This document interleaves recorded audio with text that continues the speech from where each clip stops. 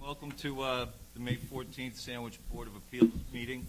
We're going to start with the Pledge of Allegiance. Pledge allegiance to the flag of the United States of America and to the republic for which it stands, one nation, under God, indivisible, with liberty and justice for all.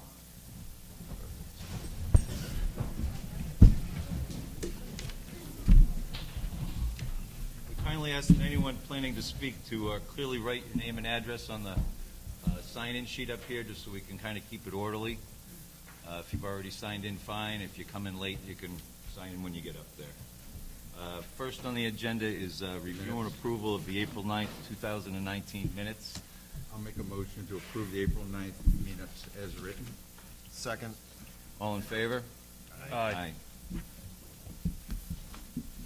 There is no old business to discuss, so we'll go right to new business, which is special permit number 19-04, 9 Pecasset Road and 0 Shawm Road, map 37, parcels 1 and 2, the Adventure Park at Heritage Museum and Garden, LLC, special permit, for the purpose of operating a ropes course as a small-scale outdoor recreational facility pursuant to section 4150 of the zoning bylaw. The Sandwich Board of Appeals will hold a public hearing on the application of the Adventure Park at Heritage Museum and Gardens, LLC, applicant, and Heritage Plantation of Sandwich, Inc., property owner, for property located at 0 Pecasset Road and 0 Shawm Road, Sandwich, Mass., Assessors Map 37, parcels 1 and 2, for the purpose of operating a ropes course as a small-scale outdoor recreational facility pursuant to Section 4150 of the zoning bylaw. Public hearing will be held on May 14th, 2019, in the upper meeting room of the Human Services Building, 270 Quaker Meeting House Road, East Sandwich, Mass. at 6 p.m. The public record information can be viewed at the Planning and Development Office, 16 Jan Sebastian Drive, Sandwich, Mass., Monday through Friday, 8:30 a.m. to 4:30 p.m. Can I get a motion to open the public hearing? I'll make a motion to open the hearing. Second. All in favor? Aye. Okay. I'm going to read some comment letters from various town departments. The first one is from Sam Jensen, Assistant Town Engineer. The Engineering Department has reviewed materials received for the subject application and offers the following for the board's consideration. While difficult to perform an actual count of the traffic/parking solely using the Adventure Park, the assumptions made in the report appear reasonable. Using the 53 peak hour trips estimate, the study shows no significant impact on the surrounding roadway system. Additional information related to trip distribution on the roadway network should be provided supporting the capacity analysis. The capacity analysis details should also be provided. Point 2. Despite the acceptable levels of service shown in the evaluation, the roadways adjacent to the Adventure Park have characteristics unlike typical local roads. One-way streets, narrow lanes, no pavement markings, street parking, tree canopies, pedestrians, buses, gravel roads, and scenic roads are not always accounted for in capacity and safety analysis. These unique features should be evaluated in terms of safety and operations, and measures to minimize the additional traffic should be considered. At a minimum, sight distance and complete street concepts should be reviewed. Point 3. Based on the above analysis, the applicant should work with the town on determining the most appropriate route to encourage visitors to travel on. Current driving direction app routes may not be the most appropriate routes in terms of safety. Point 4. As an exit to Adventure Park, consider repairing Pecasset Road pavement and drainage to improve safety. Please contact the Engineering Department with any questions.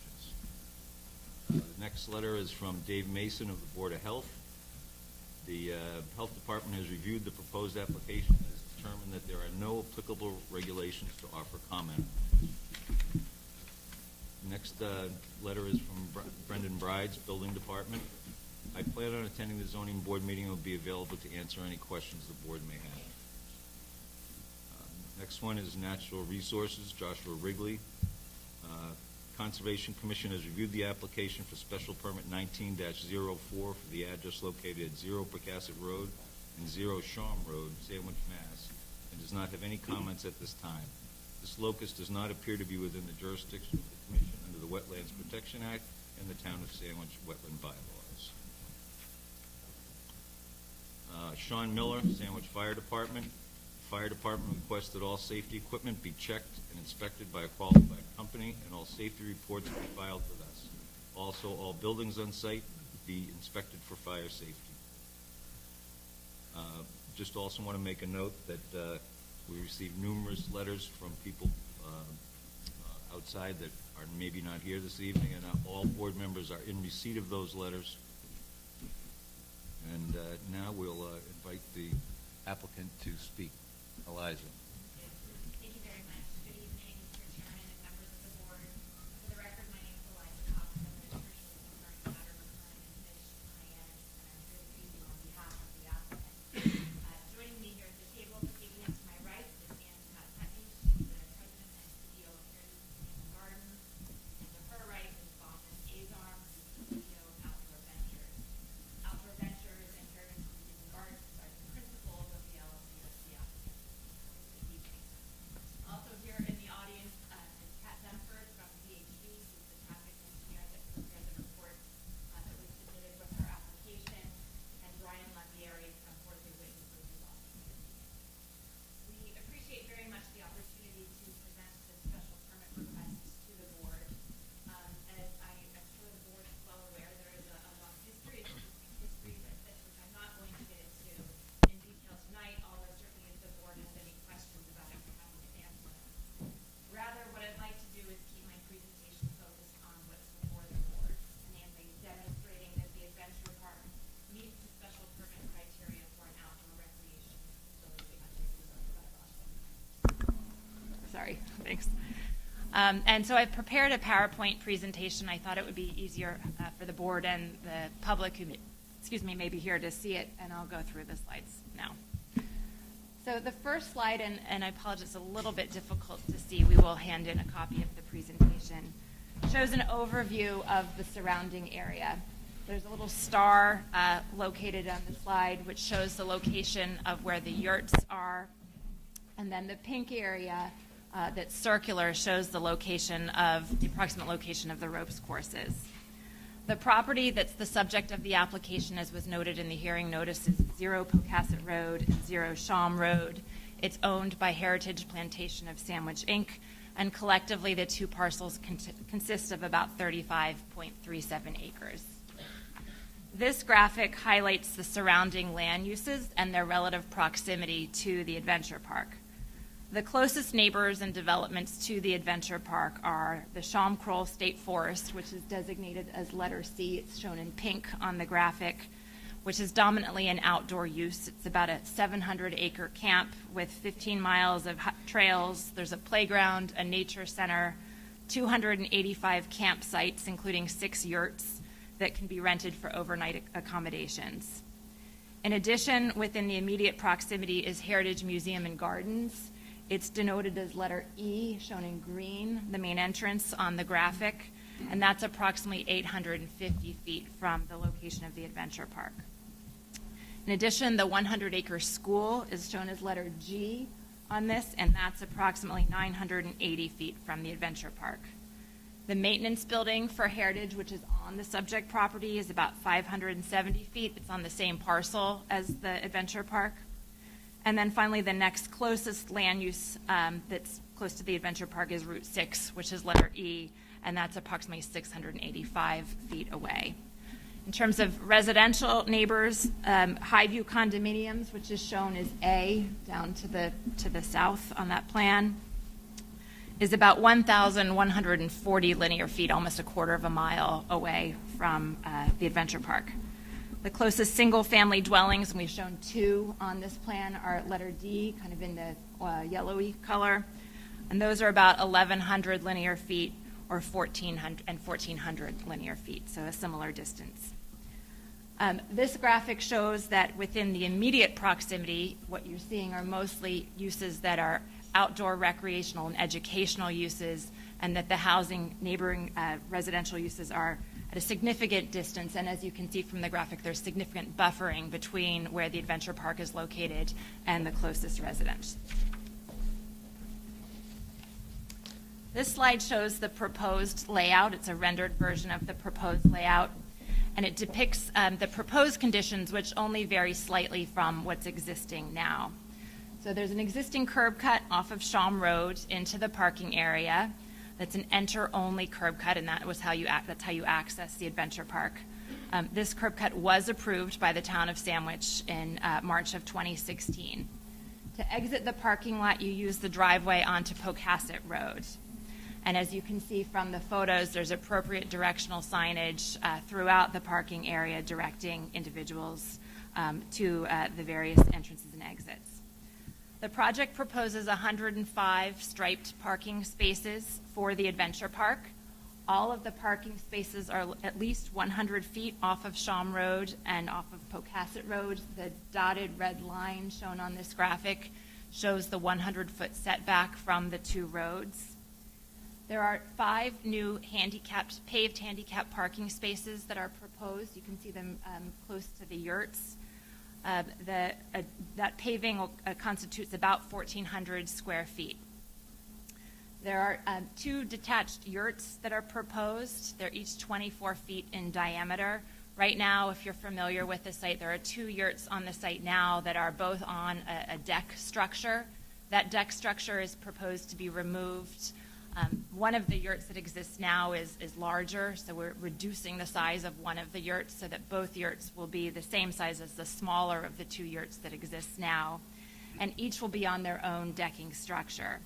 So the areas of the yurts will be 452 square feet, plus if you add the decking, each one amounts to 499 square feet. In addition, there's a starting platform that's about 280 square feet. That's also outside of the 100-foot setback, as you can see on this graphic. That platform has fixed footings in the ground, and that's how you enter the course. The plan also depicts plantings and drainage that were installed. The plants were installed within the last 2 years along the frontage on Shawm Road to help screen the parking area and also screen the ropes course. So what is the Adventure Park? It's a challenge course. A challenge course is defined by the state as a facility or facilities not located in an amusement park or carnival consisting of one or more elements that challenges participants as part of a supervised educational recreational curriculum. This is contained in the Commonwealth of Massachusetts Department of Public Safety regulations, their licensing regulations for these facilities. And this is licensed, as I'll describe in a few moments, as a challenge course. The park has 5 elevated courses with various different elements and different things that a climber must and go through as they navigate through the course. Some of the elements have a higher degree of difficulty than others. I wanted to take a moment here at the outset to address some of the public comment that we've seen regarding the 5 courses. We've heard comments and concerns relating to potential future expansion and what I think is probably apprehension that exists that if this course is permitted, this project is permitted, additional courses may be constructed in the future. And my response to that is that given the nature of this application that's before the zoning board, namely a special permit application, this is something that the board can condition. And we would fully expect that as any condition of approval, you would require that the project be constructed and operated in accordance with the plans that have been submitted, which show 5 elevated courses. And that condition would prevent the ability to add additional courses unless we came back to the board for a modification after a public hearing and received a supermajority vote. So I wanted to just say that from the outset. Now, in terms of usage of the courses, reservations are required. This was a system that was put into effect in May of 2016. In addition to allowing the Adventure Park staff to manage the number of climbers who are on the course at any one time, and it allows them to adjust that, which they have done over the years. Having the reservation system also manages the flow of traffic coming into and out of the facility. So once you have a reservation and you arrive onto the site for your climb, you have 2.5 hours on the course, and that includes your safety orientation. On average, there's about 15 to 20 people who start every 30 minutes, and the total capacity of the course at any one time is 120 climbers. And here are some photographs of the adventure park.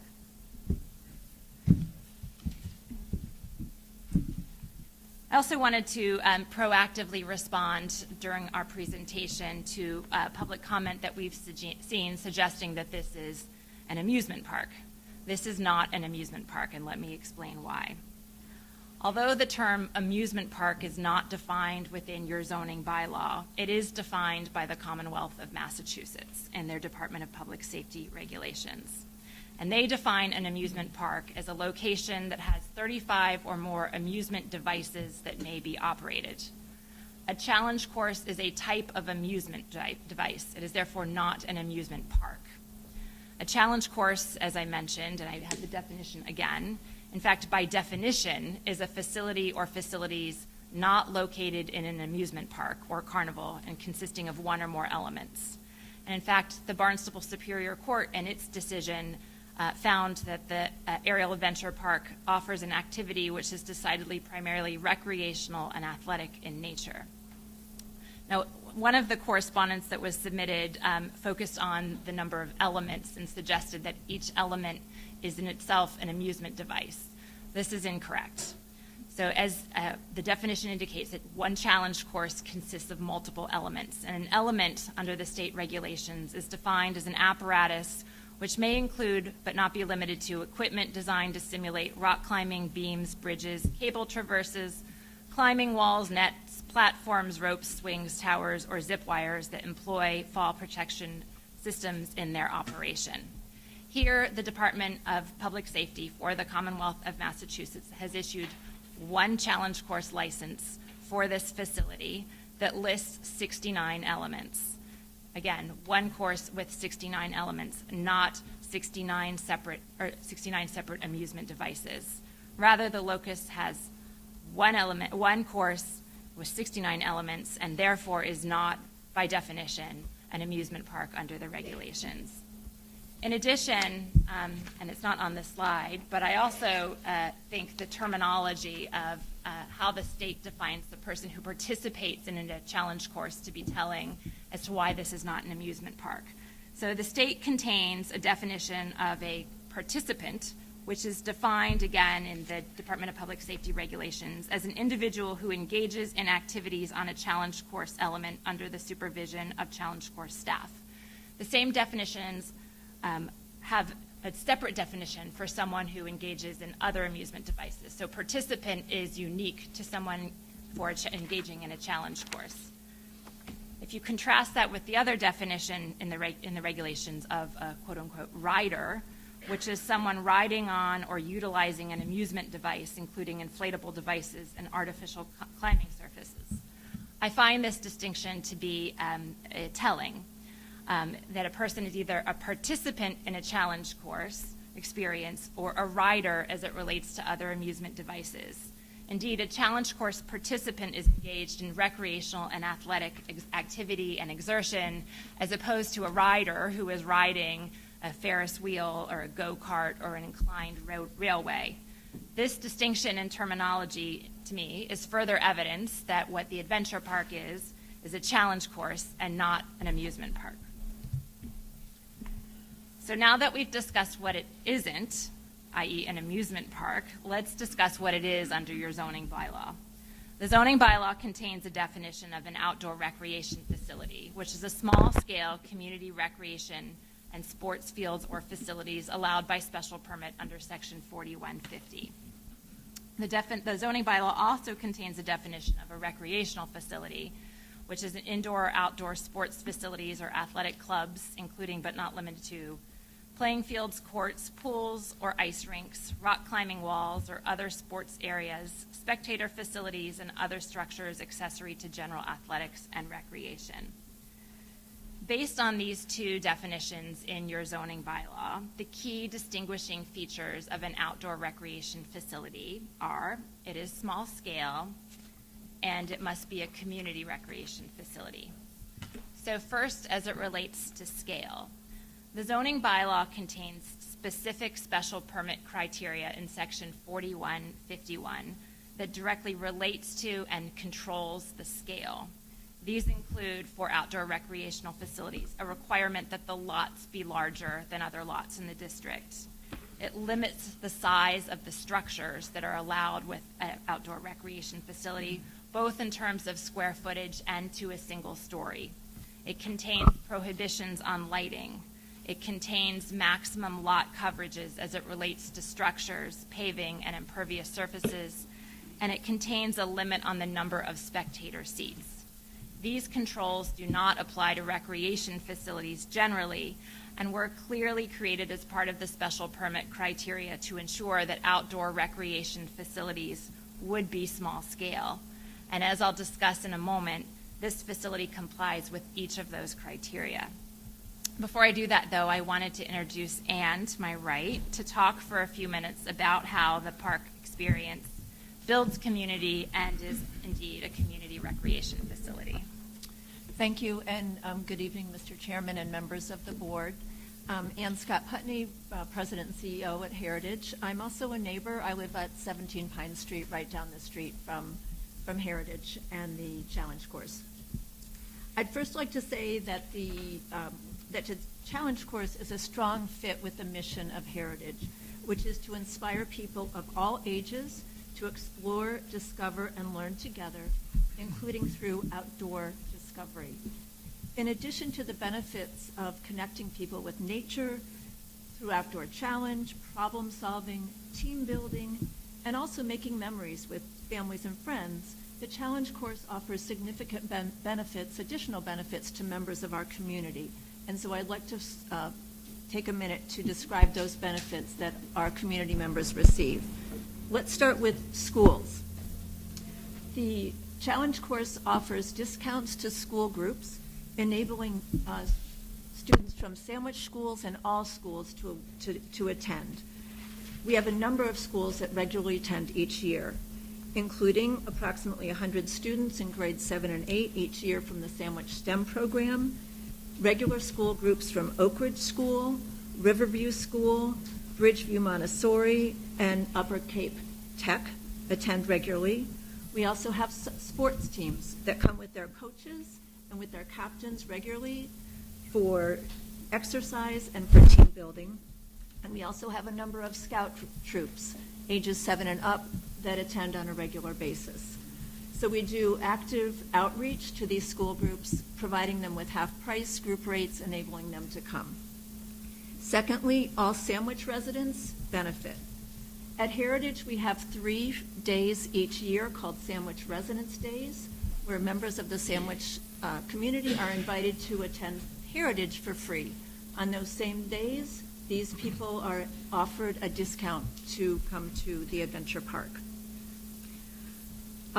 We also offer to our first responders and first responders across the Cape 2 days during the year when they are admitted for free to do team building, adventure climbing, or simply to help them reduce stress from their difficult jobs. I also wanted to mention that on those same days, military people from the Joint Military Base are given half-price admission at the Adventure Park on those days. We also make the Adventure Park available to any group of first responders that might like to come at any time for free for team building. Every day, people from the Joint Military Base and all members of the military are given a 5% discount at the Adventure Park. There's a week in July every year when Sandwich teachers and all teachers are allowed to come to the Adventure Park for free to climb. Finally, I would like to mention that Heritage offers a free membership to all of our neighbors every year for 2 people. When a neighbor chooses to become a member at Heritage, they are also given a $5 off discount every time they come to the Adventure Park. So just by the way that we do outreach to our community at the neighbor level, at the school level, at the military level, and to our first responders, I hope you can see that we work hard to make the benefits of the Adventure Park available to all community members. Thank you. So now I want to walk through the special permit criteria for an outdoor recreation facility. facility, and this is contained in section 4151 of your zoning bylaw. And there are 6 special criteria for these types of uses. First, in subsection A, provides that no building or structure related to the outdoor recreation facility shall be constructed or placed on a lot with an area of less than 80,000 square feet. Such structure shall be single-story, shall be compatible with the surrounding neighborhood, and shall not exceed 500 square feet. In residential districts, concession stands located in permanent structures are expressly prohibited.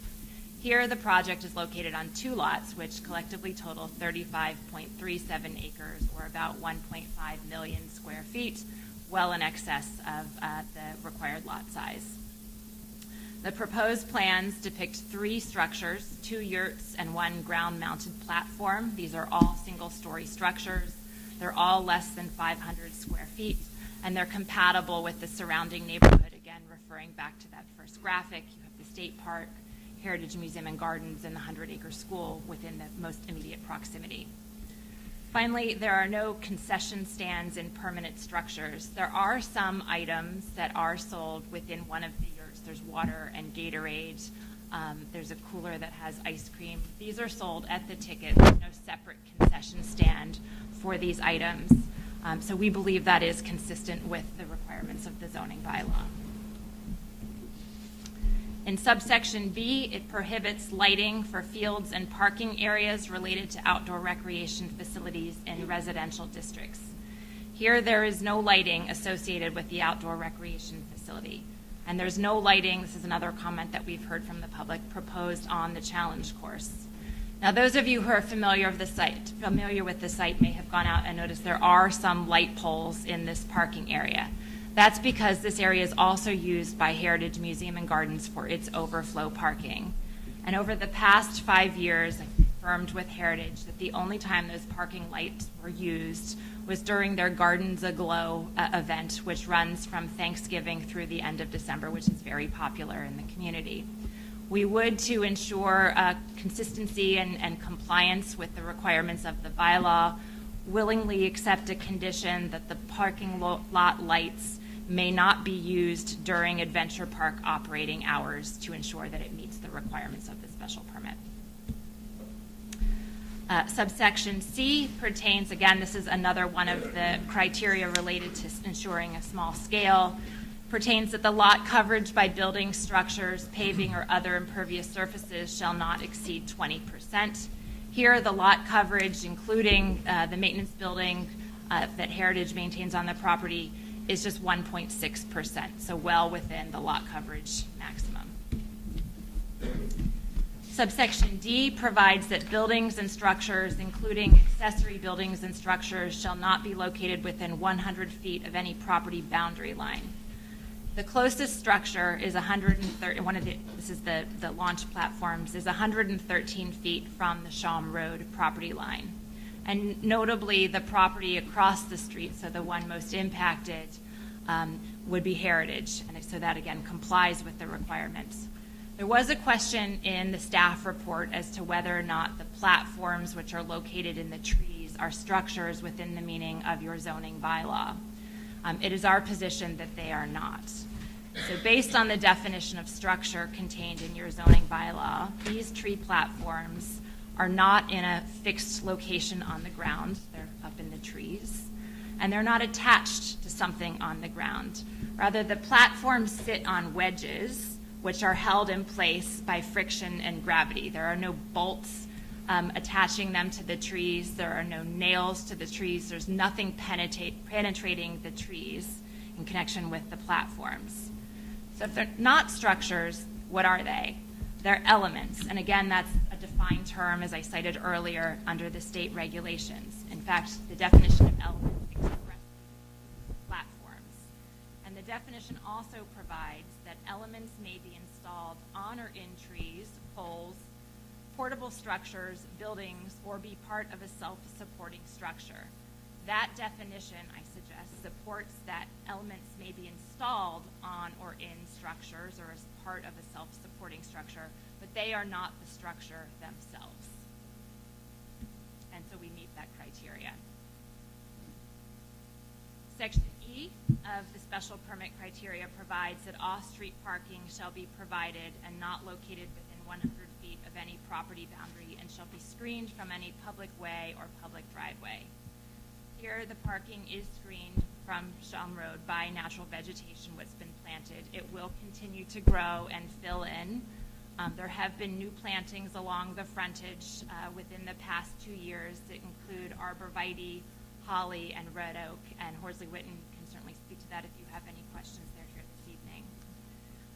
In addition, the spaces that are designated for the adventure park is shown on that one of the rendered site plan that I had earlier, are not within 100 feet of Shum Road or of Pocasset Road, and therefore consistent with that criteria.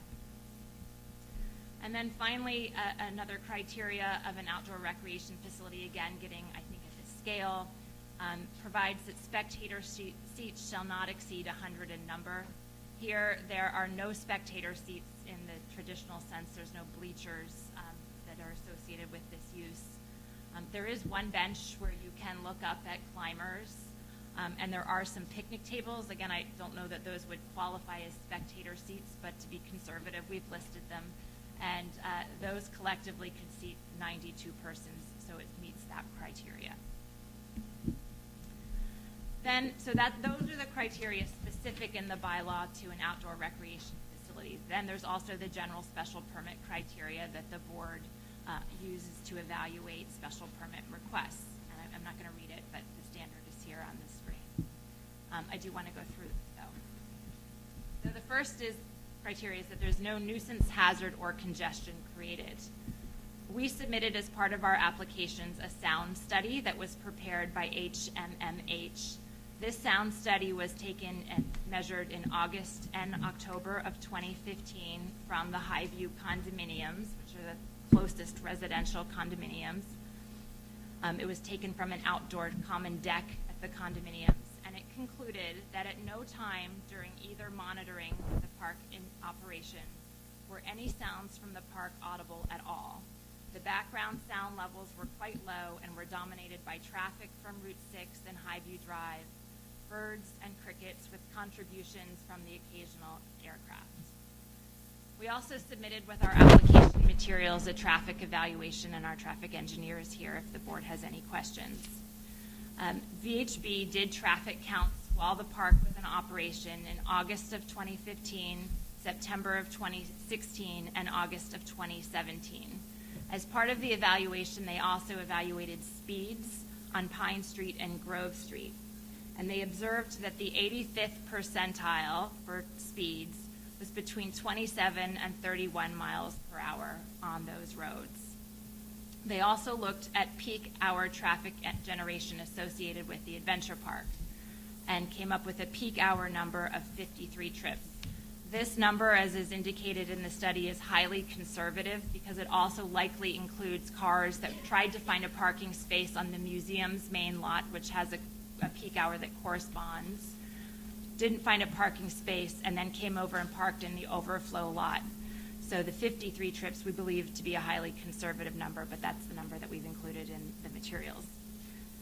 Based on that number and this evaluation, VHB concluded in their report that based on VHB traffic counts and a three-year study of the area surrounding the adventure park, we concluded that there were minimal delays for motorists and that the adventure park component of street traffic has not created any measurable significant impact on traffic operations in this area.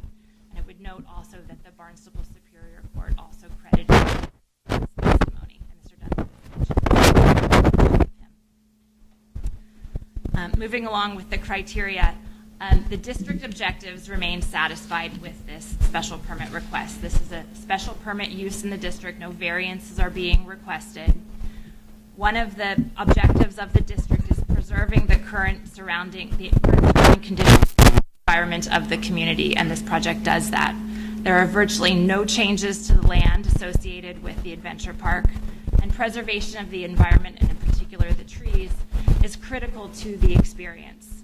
In fact, not harming trees is essential to the park construction, and there's a whole host of construction protocols that have been developed to ensure that trees are not harmed. And it's consistent with the surrounding environment. Again, if you remember the second graphic, the aerial photograph, the closest neighbors are Heritage Museum and Gardens and the Shawm Road State Forest. And in fact, here's a picture of the Shawm Road State Forest and 2 of their 6 yurts that they have on their facility.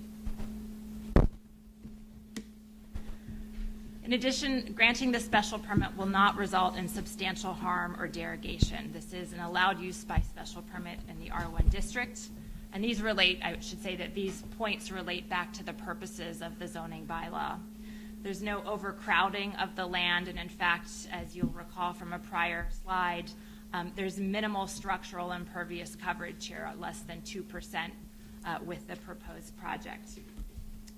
There's no measurable negative impact on real estate property values, and we submitted with our application materials an April 2019 impact analysis from a Cape Cod appraisal company confirming that.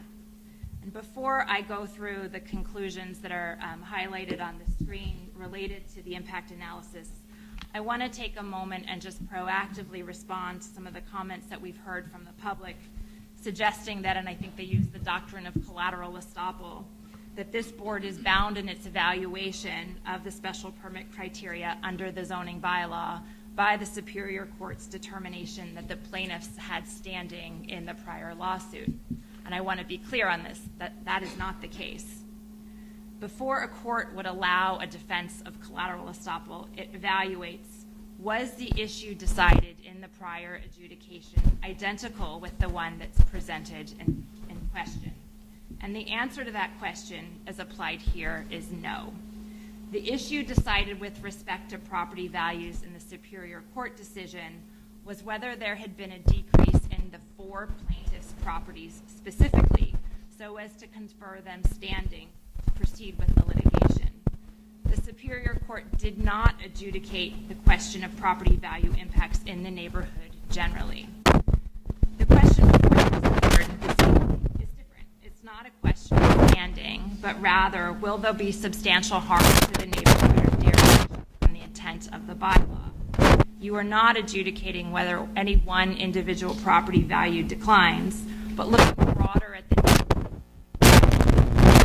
Therefore, it's a determination that the doctrine of collateral estoppel does not apply. Moreover, the impact analysis that we submitted with the application materials looked at whether there's a measurable market response in the surrounding when it opened through 2018, and therefore included 2 years of additional data as compared to the plaintiff's testimony at the time of the trial in 2016. The impact analysis that we submitted also compared properties in close proximity to outdoor recreational use with those located in the same general area but farther away to assess whether proximity to an outdoor recreation use in general has an impact on property analysis. And the overall conclusion was that the data and analysis showed no negative influence was created in the immediate community, neighborhood, or on market values of the contiguous residential properties to the adventure park. And I have on the graphic to my left on the slide the data that was found relative to the area. So the impact analysis looked at Highview condominiums, 96 condominium units, and looked at the price per square foot from 2014 through 2018, and showed a total increase from that time of about 6.25% per year in increasing market value. It also determined and looked at the asking price to sales price and noted that that remained relatively stable, from 96% in 2014 to 2017 and increasing to 99% in 2018, illustrating that these are desirable units. In addition, Hilltop Condominiums was evaluated over the same time period. It also showed an increase in market value from 2015 to 2018 at about 5.75% per year, and noted that the asking price to sales price also remained stable. We also evaluated the Pine Street area, and they looked at 2 to 3 bedroom houses that were sold for uniformity using the same criteria. and noted that the values in that area increased at about 2.25% per year from 2015 to 2018, which was consistent with the town-wide increase. I'm almost done. Again, under the no substantial harm or detriment, and referring back to the purposes of the bylaw, there's no substantial traffic impacts. This project does not over-concentrate population. It's not a fire hazard. It's beneficial to the economy. It's a community amenity. There is no impact on housing, and it increases recreational and outdoor experiential opportunities in Sandwich in a harmonious way with the surrounding uses. So in conclusion, the board is charged with applying Section 1330 of your bylaw, which says special permits shall normally be granted unless because of conditions peculiar to the particular place, but not generally true for similar permitted uses on the sites in the same district. It appears that nuisance, hazard, or congestion will be created, or for other reasons there will be substantial harm to the neighborhood or derogation. Here we believe the prior slides have demonstrated that that is not the case and that the special permit should be granted. This is a less intense use, in fact, than many of the uses that could be permitted within this district in terms of traffic and impact on the environment and structural impact, and there is no harm or derogation. And we would anticipate that if approved, the board would put conditions on this, which we're willing to accept, including, as I mentioned previously, that the project has to be constructed and operated in accordance with the plan submitted, and that there be no lighting. So we're here to try and answer any questions that you may have, and I thank you for your time this evening. Any questions from members of the board? Yeah, Eliza, maybe you can help me. First of all, great presentation. Thank you. Very clear. The thing I've struggled with was we've heard the number of elements, and I have read 520 CMR. Yep. CMR 520. And one of the problems I had in trying to identify, were there 69 elements? Were there one element? Is it five platforms and 9 zip lines or whatever? I think the original was 8 and 9 zip lines. They only built 5 and zip line. And I'm trying to understand how you define the element. And in reading 520 CMR, there does say that the state identification, each amusement device will be identified using a U.S. ID number permanently affixed to the amusement device. How many U.S. ID device nameplates are on the adventure park? Do you know? Sorry, I'm Baman Azan. Yes, hello, Baman. everyone.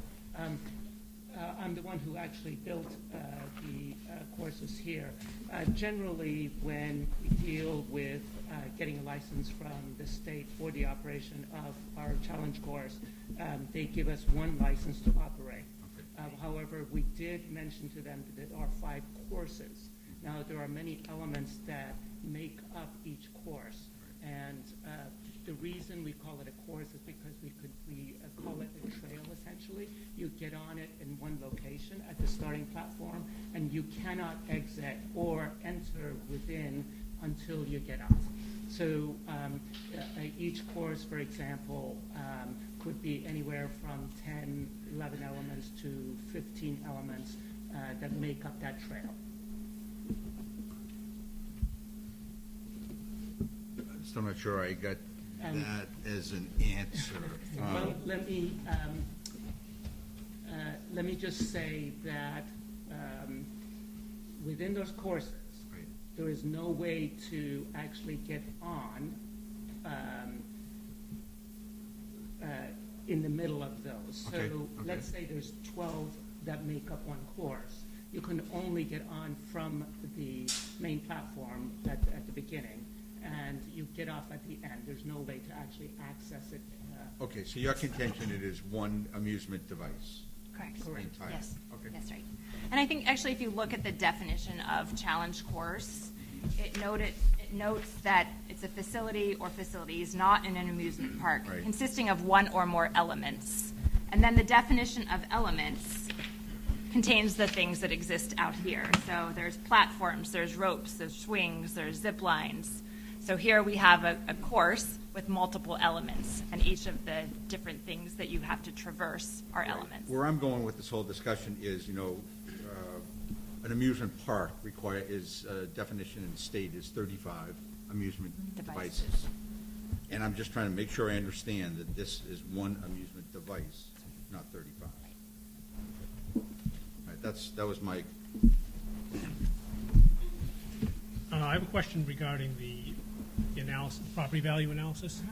And I noticed that for the different segments, they used a different regression, different years. Can you explain why that wasn't consistent, why you didn't go back 6 years for all of these specific, like for instance, the condominium analysis was 5 years, and the other condominium development was 6 years, single-family homes was 3 years, and then the paired analysis was 2 years.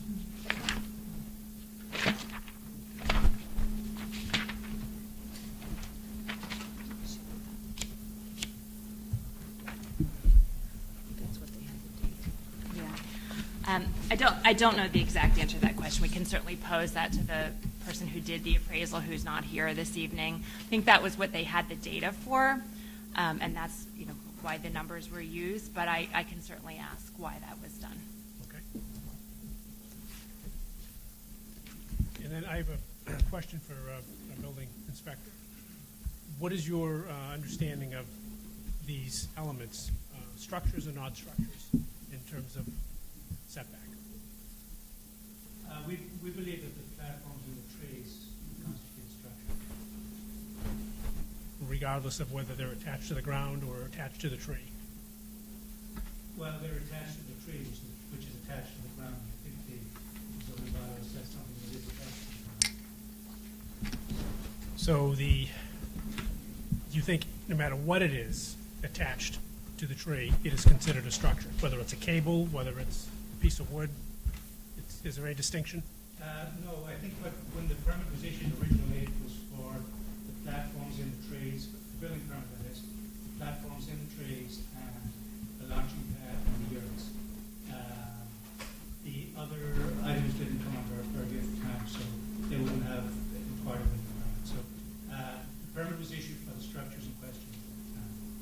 So the structures attached to the trees were inspected? Yes. In what section of the code are they applicable to? There isn't a specific section that covers platforms and trees, but they would have been inspected by the engineer at the time and the quote was received by the office. So there's no specific requirements from the building code that these have to adhere to? Not for platforms and trees. Okay. But they're still structures? Respectfully, we disagree with that analysis, as I indicated. maybe Bauman can answer this. What is the height of the ropes course structures, pieces? Where does it sit right now? Quite frankly, I haven't. Right, so they actually are, the lower level courses are the easier ones, and then the higher level courses are the more difficult. They range from 10 feet, 8 to 10 feet for the lower level, and they go all the way up to about 30 feet up to the higher level. There is one tree that has 3 different levels on it, and each one is about 10 feet apart. When I remeasured everything, the highest platform is at 10.1 meters, which is what we use, and that becomes about 33.2 feet, something like that. Okay, so nothing exceeding 35 feet. Correct.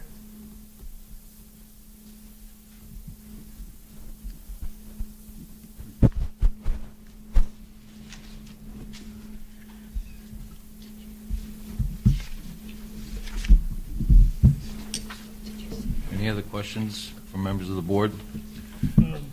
As it relates to traffic, because I think that's been a contention of this application. How does this, I guess in a percentage, proportion, does this park affect the overall attendance of the facility? In other words, it seems to me, like in the wintertime, very crowded there. I don't know how it relates to that application versus a peak day in the summertime.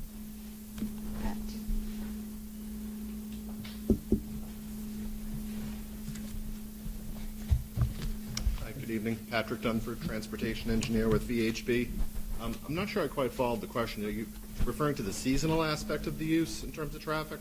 Well, both. I mean, it's an odd application because we have some peak times in the winter, in the December months. I mean, you have some, with your weekend, your lighting festival, it's crowded. Heritage. Heritage, Correct. correct. So how does that relate to some of the peak times for the challenge course? In terms of the volume, I guess might be where you're going. Yes. The Eliza had discussed earlier at our busiest time, busiest hour, the site was generating 53 vehicle trips, that is. And a substantial portion of those were actually associated with the overflow parking from Heritage. So I could offer, I'm doing this off the top of my head, the volume is probably 25% of what you find at Heritage on a comparative basis. The events in the winter, I didn't look as closely at those because the Adventure Park previously was only open from, I want to say, roughly April through early November. The end of October. October, so it wouldn't be open during that same time. So there wouldn't be an overlap between the winter event and the summer peak time. But what we generally found in our study was that the volume from Adventure Park was lower than what was already happening across the street at Heritage. That was my assumption. Okay. And based on these other seasonal events that you have, it seems to be about equivalent. Yeah. And that, the hours of operation of this is what time? At 9 to dusk, and then 8 to dusk on weekends. And is there a peak period during that time? Generally, not anymore because of the reservation system, but 11 and 12 o'clock are probably the times when it fills up the most. And you did mention it's a reservation system. Yes. However, if it's not fully booked and people come, I assume you still let them join the course if there's room available? If there's room available. Okay, thank you. But the max again would be 120. Yes, our maximum is according to how many harnesses we have. And we have about 130 harnesses, and usually some of those are being passed in and out, but about 120 is really the maximum that people will be able to.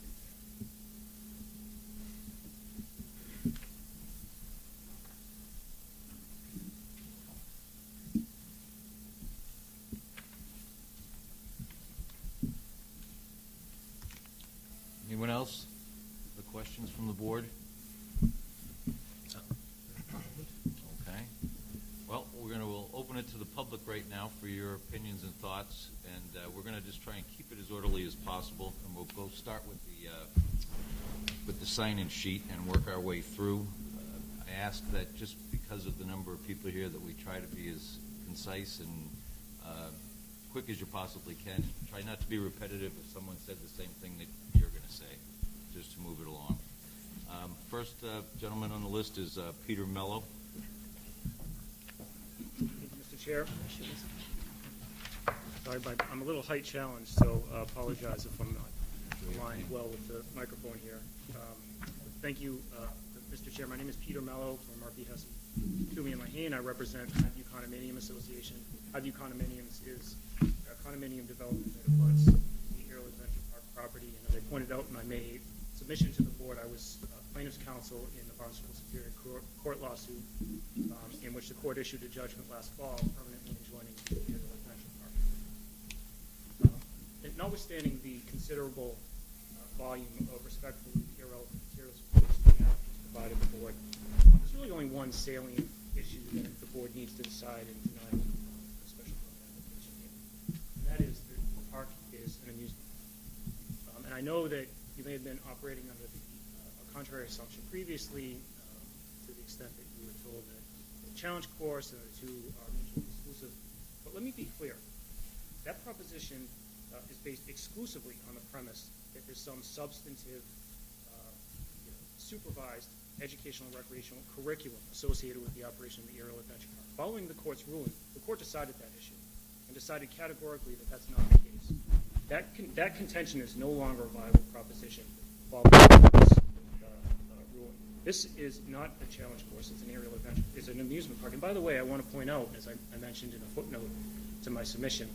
And I actually identified the exact second in which this statement was uttered by Ms. Cox the last go-around, the last time the developer proposed or sought relief from this board in connection with the operation of the Aerial Adventure Park. She explained that notwithstanding that basically the state definition of amusement park wasn't binding. So the natural corollary of that proposition is that the board actually could find this is a challenge course in an amusement park with the zoning bylaw. It's not. I would submit that that's not a reasonable interpretation. This is an amusement park, and I'll explain why. But you shouldn't assume that just because you adopt the proposition that this is a challenge course that it can't be an amusement park under the zoning bylaw. And the developer actually admitted that in connection with its past appearance before this board. But this isn't a challenge course. It's an amusement park. And under the state regulations, the definition of amusement park is any facility that consists of more than 35 amusement devices. And Mr. Jensen just asked a pointed question. He just asked the applicant, does each of these elements have a USID number associated with it? And I pointed this out in my submission, that Trial Exhibit 55 actually enumerated each of the 69 elements that comprise this Aerial Adventure Park. And I have a copy of it if the board would care to see it this evening. And it actually expressly identifies and enumerates each of the individual 69 elements and identifies the USID number associated with the element and characterizes it as a device. There's no dispute, and I can show this to you, Mr. Jensen, if I can approach. The Trial Exhibit 55, the form actually identifies the USID number. We'll have to check that in. Peter, would you mind maybe moving the microphone around a little bit so that Sure. we can more accommodate you? People can hear what you're saying.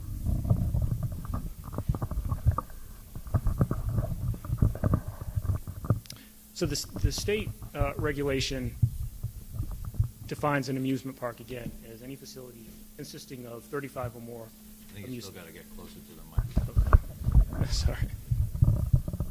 So- Is this better? Okay. Okay. Everybody can hear him? Okay. So it defines a challenge or an amusement park as a facility comprised of 35 or more amusement devices. It defines an amusement device in turn as Euro bungee, an artificial climbing structure, or anything and the like, or anything that the ASTM defines as an amusement device. And I want to emphasize the word structure there, because to the extent that the applicant was just asserting that the term structure and element are somehow mutually exclusive, that's not true. And it's reflected in the express terms of the state regulations definition of amusement device. So again, it incorporates by reference the ASTM standard. There's no legitimate dispute that each of these devices, under the plain terms of those definitions, constitutes an independent amusement device. And to the extent that there are more than 35 or 70 approximately, there's no dispute that it satisfies that definition of amusement park under the state regulations. And look, the developer understands this. In fact, they've, as I explained in my submission, have obtained amusement device licensing and amusement park licensing elsewhere, including in connection with their operation of the Nashville amusement park. And the developers of this park, actually, or it's the same developer, but Outdoor Ventures previously contemplated availing itself of tax and overtime wage exemptions on the basis of the fact that this Aerial Adventure Park constitutes an amusement park. The only reason they didn't do that ultimately, presumably, was because the park operated on more days in the year than that exemption, than the exemption was applied to, for lack of a better description. So presumably, had the park actually operated for fewer days over the course of the year, they would have availed themselves of that protection, again, on the basis of the fact that they regarded themselves as an amusement park. And it's not really a debated proposition within the Aerial Adventure Park industry, as we've cited in our papers. The ASTM standard, or the ASTM has a standard that specifically applies to commercial aerial adventure parks. Okay?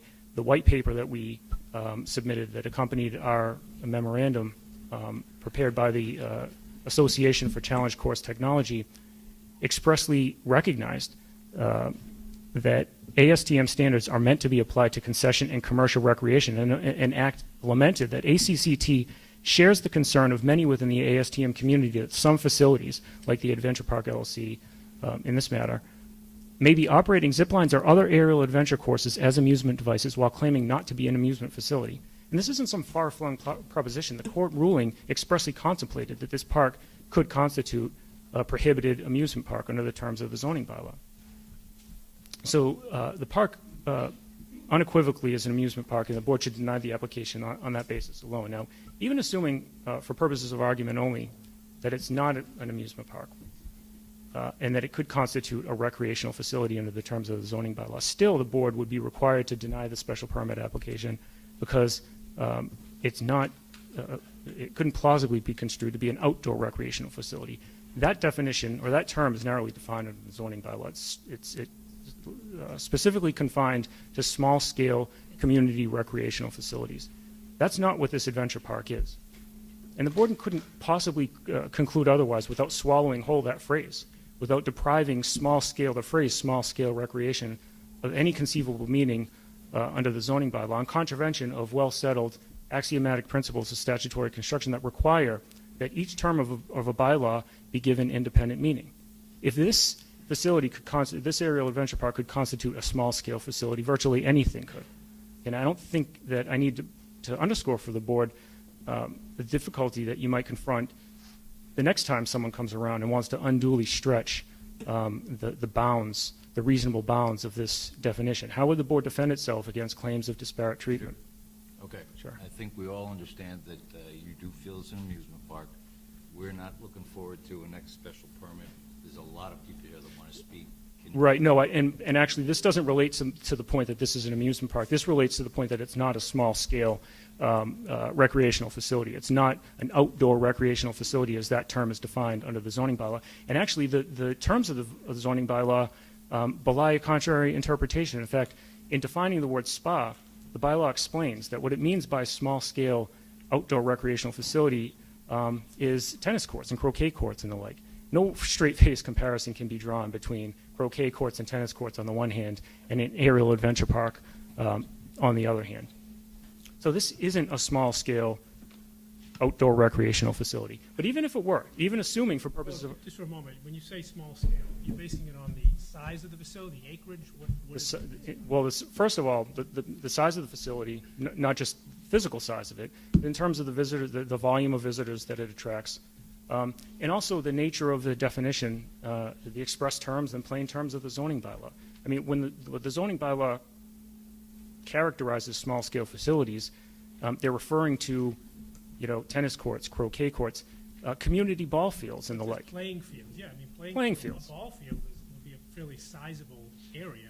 I mean, it would be at least the size of this facility, and you'd have just as many people there. So I think saying it's large scale in comparison to what the definition is probably not quite accurate. Okay, well, And furthermore, it specifically spells out rock climbing walls, and I would think this use would be much more closely associated with challenge course than an amusement park by any stretch. And if you were to think, I don't know if you ever do any skiing, but most mountains now have trails that are dedicated to people who want to do tricks and there's jumps and those type of things. Would you consider that an amusement park as well? a skiing facility? Well, it's a facility specifically designed for people to challenge themselves on. There are different jumps and there's different courses for people to do tricks on and jumps and that type of thing. Very similar to what this adventure park would be, where people can go and then challenge themselves on it. Is that an amusement park as well within a ski slope? Well, look, I mean, there's any number of analogous, or purportedly analogous uses that you can. No, I understand, but yeah. I'm trying to get to what your argument is, because we did debate this 3 years ago, and we came to the conclusion that it didn't meet the definition of an amusement park. And I think you're trying to stretch that definition. I'm looking right at our recreational facility, and it says rock climbing wall. Right, it says, but it uses that. Analogous use than Right. that. And I would point out that it uses wall in the singular. It doesn't say collection of walls. I think if you had a massive park It's with, climbing walls. It's Plural. It's plural. oh, is it plural? Okay, well, look, I don't think that if this what I would ask, first of all, and I would point out, if you're going to hinge your decision on this basis, I would urge the board to go back and ascertain what town meeting meant when it approved, when it narrowed that definition. If this could be a small scale use, what wouldn't be a small scale use? And once you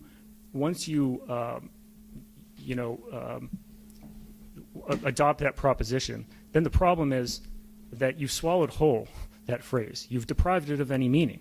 If this is small scale, virtually anything would be. And I would respectfully disagree. I don't think any determination was made about whether this was an amusement park. Certainly, it wasn't a thoroughly vetted question.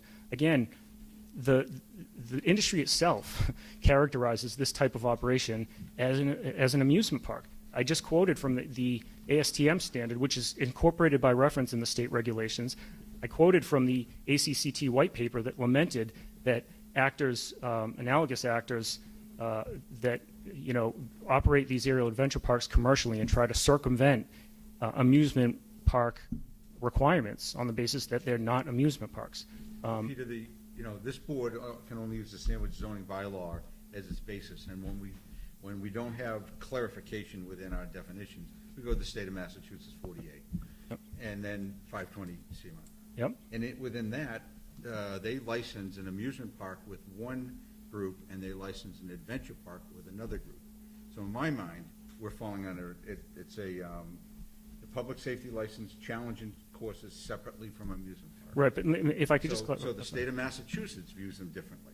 No, but I want to clarify this, because this is actually an important point. I'm glad you raised this, and I mentioned it, but I want to underscore Be it. quick on it, though. Sure. A lot of people here. No, I understand. I want to be respectful of that, and I'll limit my comments accordingly. But again, the whole proposition that this is a challenge course was founded on this premise that there's a bona fide curriculum associated with the operation of the amusement park, of the aerial adventure park. The court decided that categorically is not the case. This is a self-guided exercise. There's no curriculum whatsoever. So even irrespective of whether they considered themselves a challenge course previously, in view of the court's judgment, they no longer can assert that. That's not, unequivocally, that's not correct.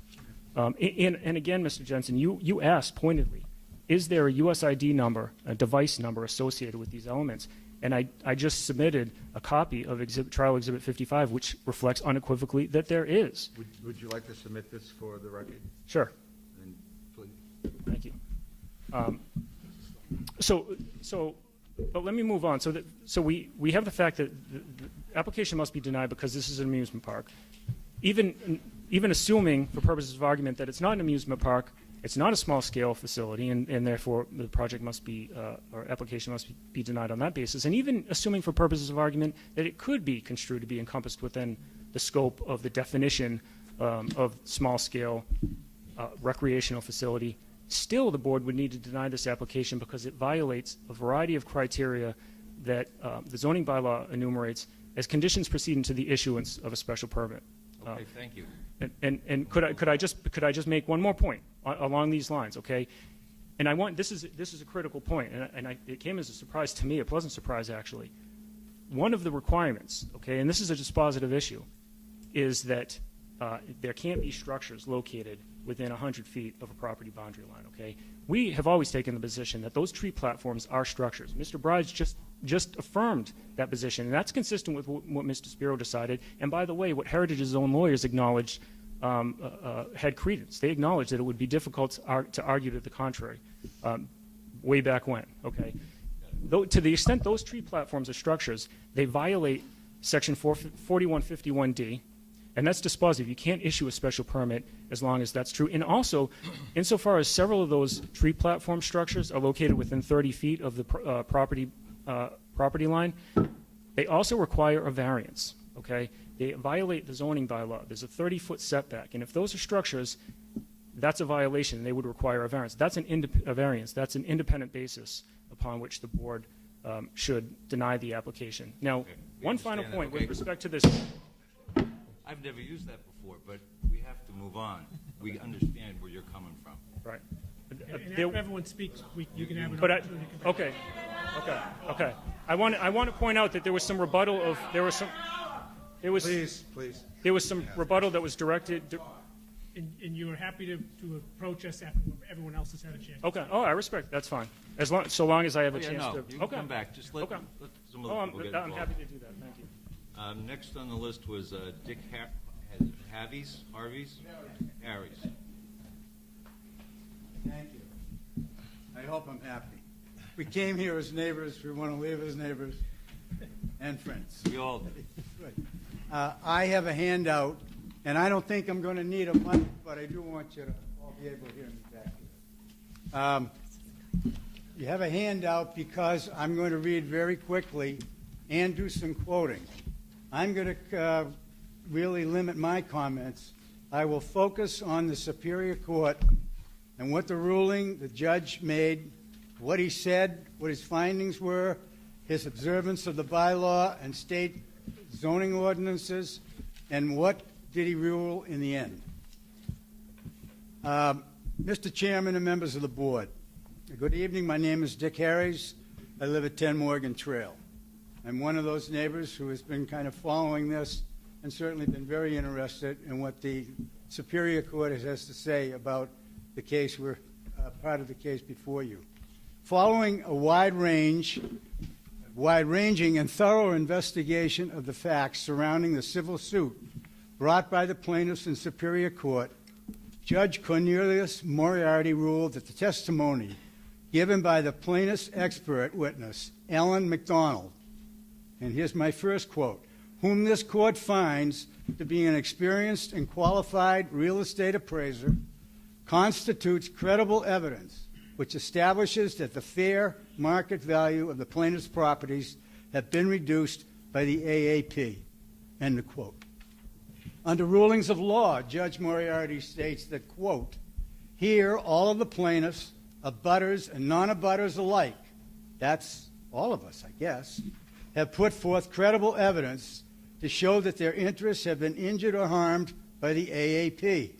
Section 1100 of the Sandwich Bylaw provides, in pertinent part, the purpose of this bylaw is to provide for the town of Sandwich all the protection, and I authorize protection, authorized by the general laws of the Commonwealth of Massachusetts, 40A, and any amendments thereto, namely the promotion of the public safety, health, convenience, and welfare.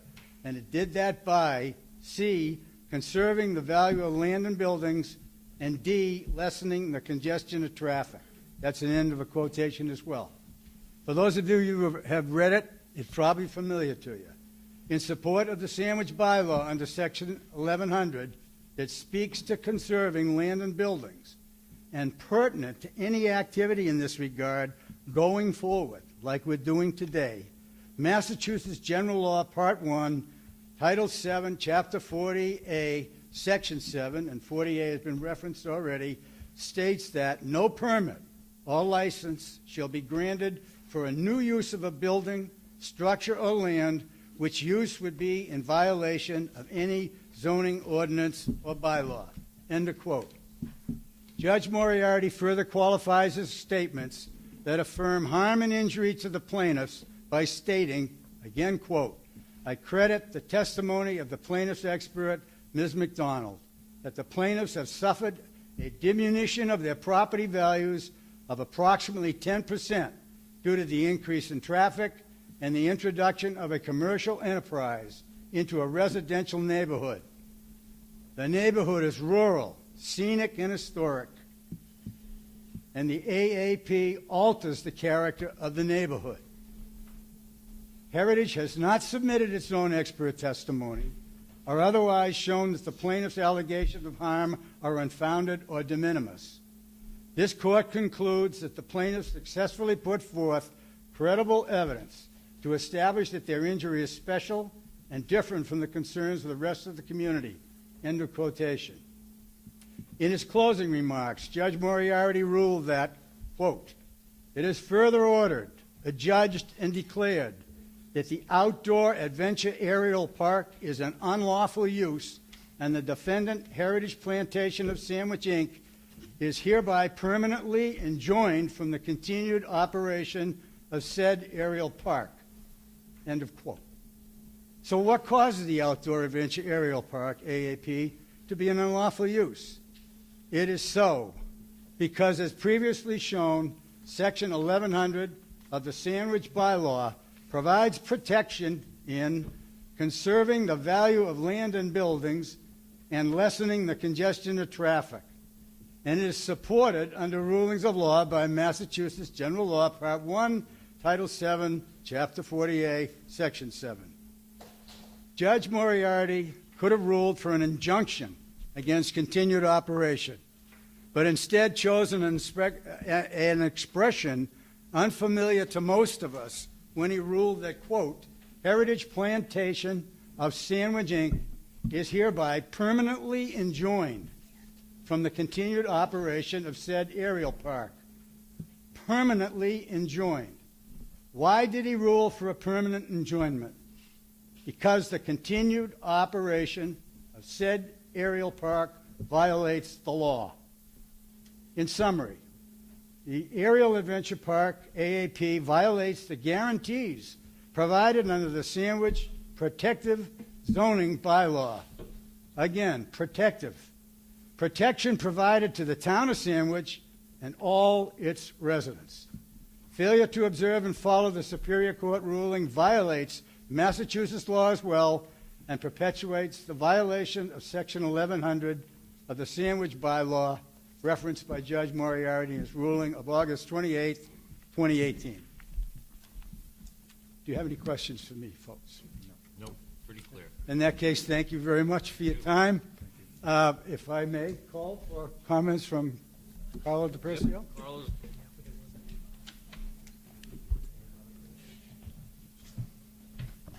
Don't scare the beans out of me with that rabble gavel. Before you go, Carlo, Yeah. is there any comment Yeah, from the thank you, applicant? Mr. Chairman. I would like to respond to that. So what the court found was that the adventure park was not an exempt educational use under the Dover Amendment, which is how this project had been permitted, and that it's not part of a museum. Those were the basis on which the court determined that the use was not allowed on the facility. The court also found that it was dominantly not educational, but recreational. And that's the application that we're here tonight seeking, a special permit under the outdoor recreational use. Thank you for clearing that. I disagree with that, by the way. Just before I came here, I noticed that this was an application for a purpose of operating a ropes course. I've never heard that expression before. They've always used challenge parks. So I called the Massachusetts Department of Public Safety, and I said, do you give licenses for ropes course? They said, absolutely not. I said, well, Heritage is going to be applying for one. And they said, no, Heritage is a challenge course. So I have no idea why they said rope course. And I said, by the way, did you get all the stuff from the judge that I sent you? And they said, yes. And did you understand they were permanently enjoined? He said, yes, and that has to be overturned before they get a license. So, let me start by saying there is nothing new about the Aerial Adventure Park when it is operating. Nothing new about it today lessens the past substantial harm to the neighborhood. Changing the description changes nothing. It is the same challenge course, the same name, the Adventure Park at Heritage Museum and Gardens, the same business enterprise. Take out the business enterprise, gentlemen, we wouldn't be here tonight. It's all about money. It's the same location, same owners, same generic customers, same neighbors, same traffic, same license required, same harm to the neighbors, and the same rural scenic historic roads quoted by the judge.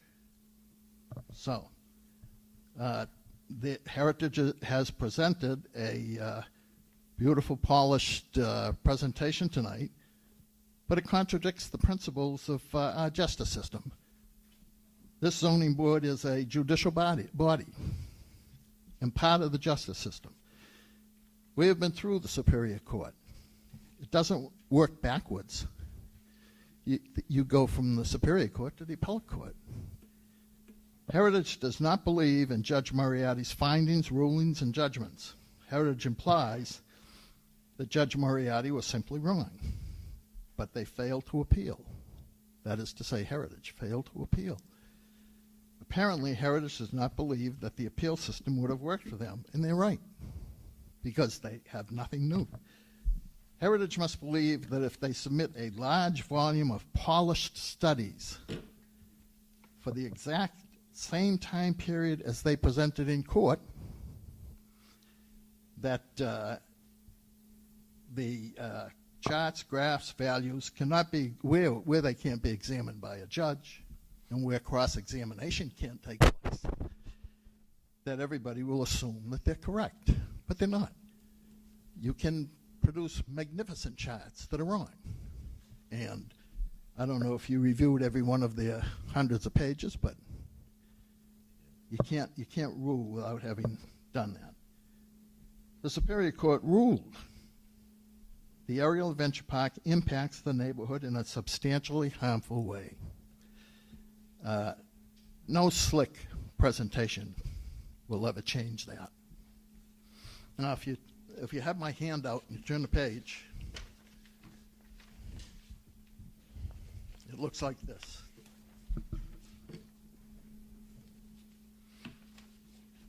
Okay, so we're on the colorful page. That page shows the aerial adventure park located on 37. The owners are Heritage, who's a minority owner, and Outdoor Ventures Group, who is a majority owner. Heritage claimed the Dover Amendment. Heritage then got a building permit issued. You know all that. The neighbors appealed to Superior Court. You know that. 3 years went by and tremendous legal fees. And Heritage and the neighbors prepared for trial using actual data collected over those 3 years. Traffic studies, real estate studies, noise studies, trash studies, and legal studies. If you turn the page.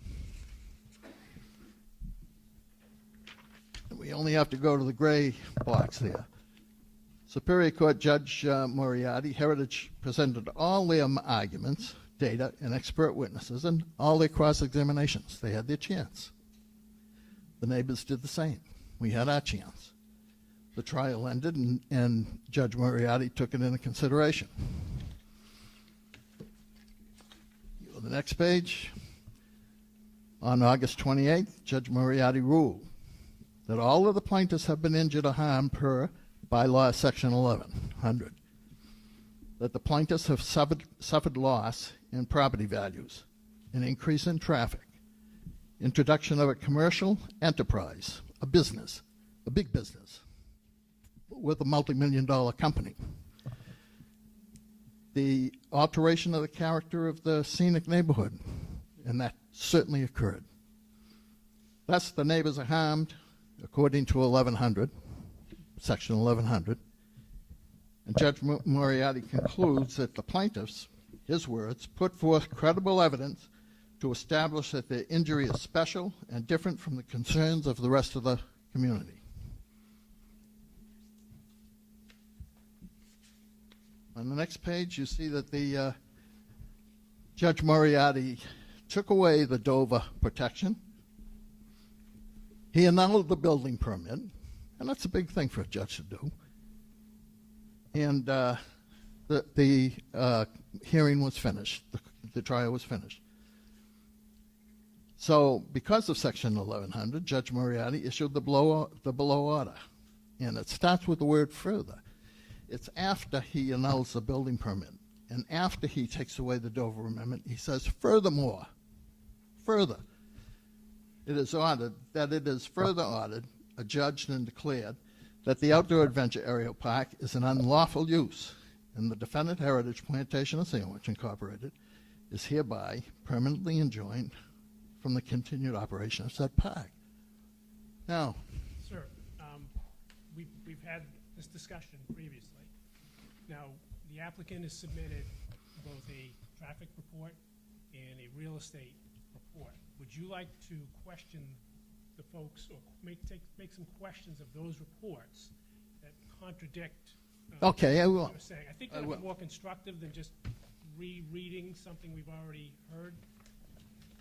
at that stack of traffic? Just give me 1 second.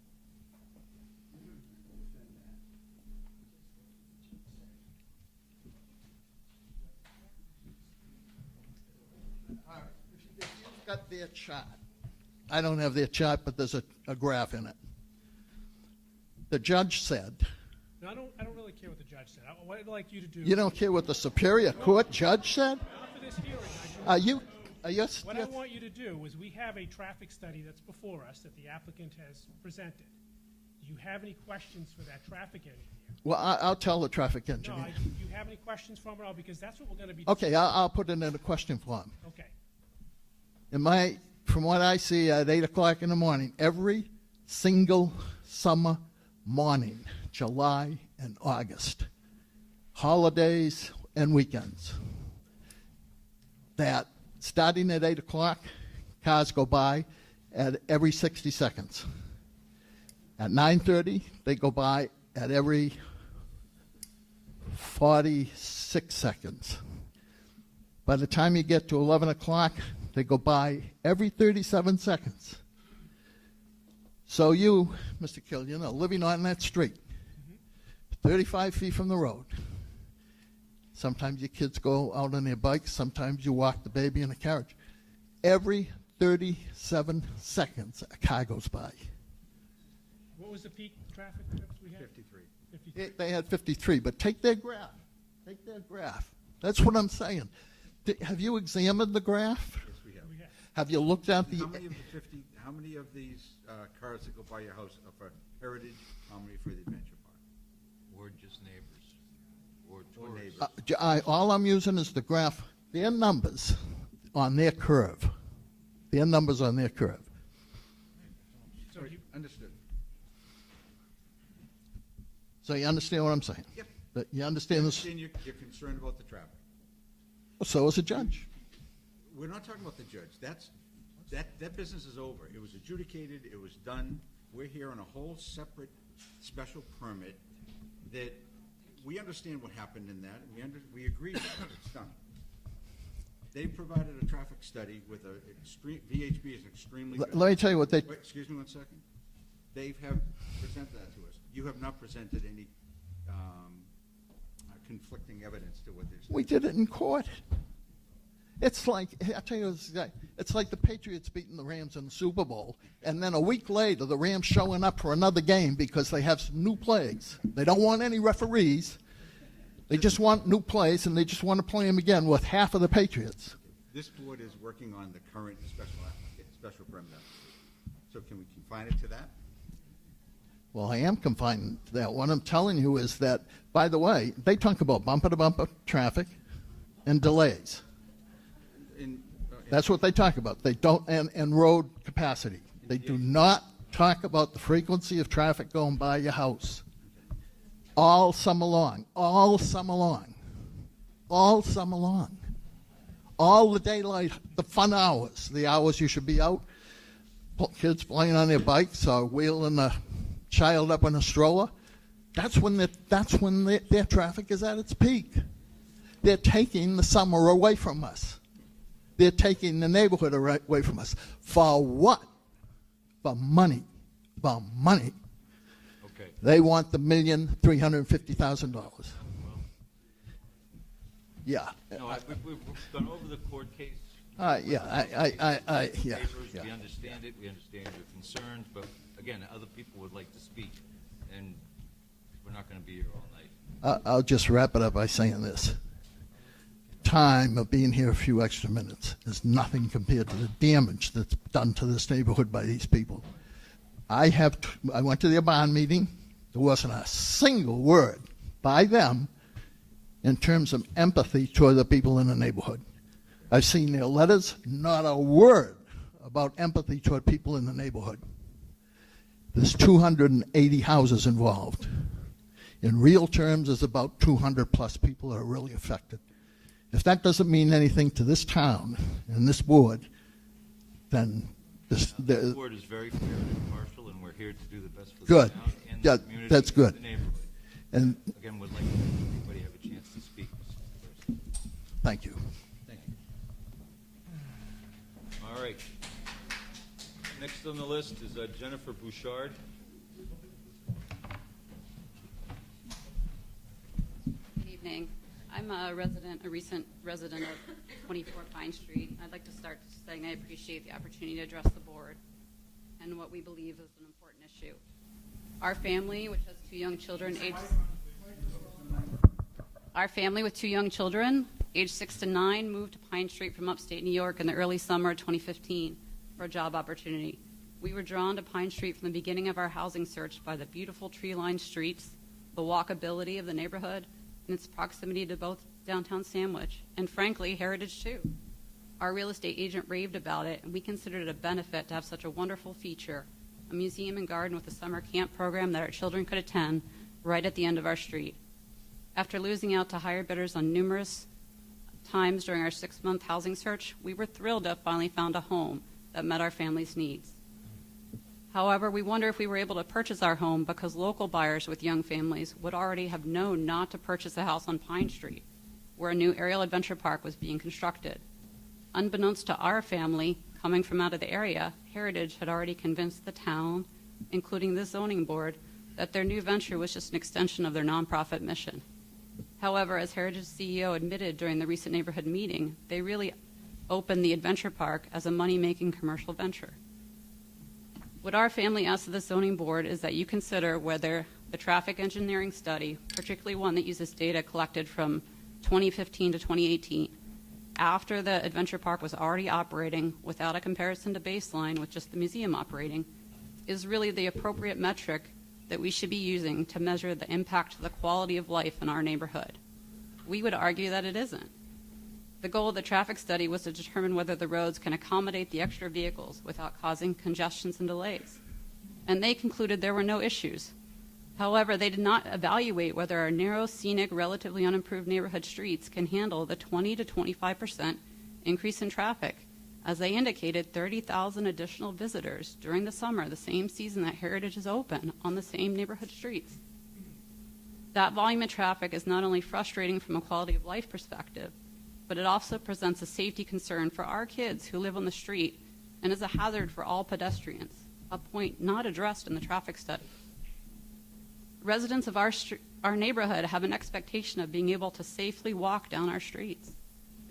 We think public safety along all of Pine Grove and Shawm should be a greater concern to our community and this board.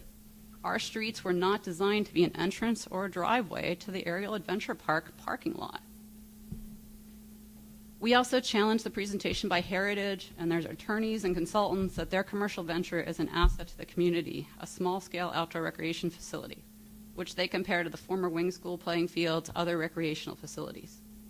We hope that you aren't swayed by these arguments. The Aerial Adventure Park is in no way comparable to these other examples, and it was never intended as a community resource. You must pay an entrance fee for the facility, like you would for a miniature golf course. How's that comparable to playing soccer or baseball at the Wing School or at the Pop Warner Fields for football? You might think that we're anti-development or we don't care about the other businesses in Sandwich, but that couldn't be further from the truth. We support reasonable development in areas that are appropriately zoned and compatible with the use. Putting a commercial enterprise in a residential area isn't appropriate in our opinion. If you agree to allow this exception, then we can disagree about what the Superior Court has ruled, whether or not there's an impact to the neighborhood. But there's one question that we have to ask ourselves as a community.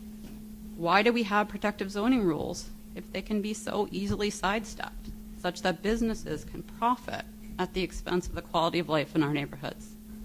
Thank you. Thank you.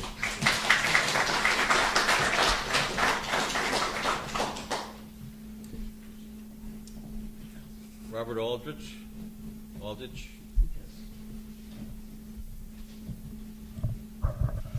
Good evening. My name is Bob Aldrich. I'm a resident of 6 Pine Street. I've lived there with my family of 4 since 2002, and I've watched the growth of Pine Street and the neighborhood and Heritage as a whole. And I have to say, I'm here just to speak and to offer up a testimonial, because the neighborhood is a very special place, Pine Street is.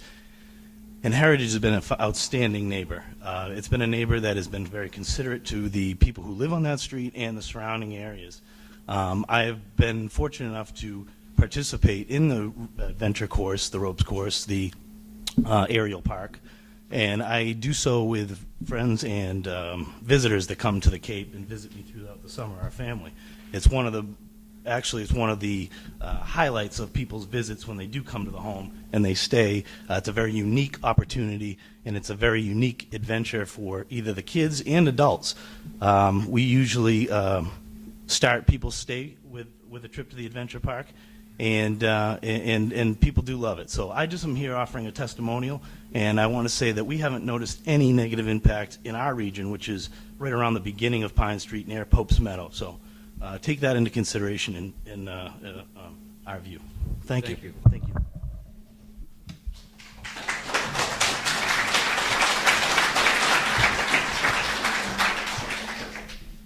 My name is Kate Aldrich, I'm Bob's wife, and I just wanted to extend my support to reopen the adventure park. I'm an educator in town as well as a neighbor on Pine Street, and Heritage has always been done such an amazing job in including and encouraging residents and students to visit and to take advantage of the beautiful grounds and exhibits that are offered. And I feel that the adventure park is an asset to our town and our neighborhood with an element of excitement, physical exercise, and memories that last a lifetime. In the past, the adventure park has been opened to for team building opportunities offered to the Sandwich Public School employees, and I look forward to visiting with my first grade team in the future. Thank you.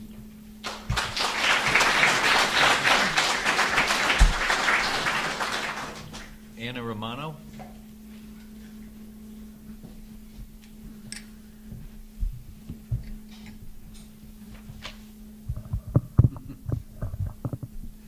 Has a mind of its own.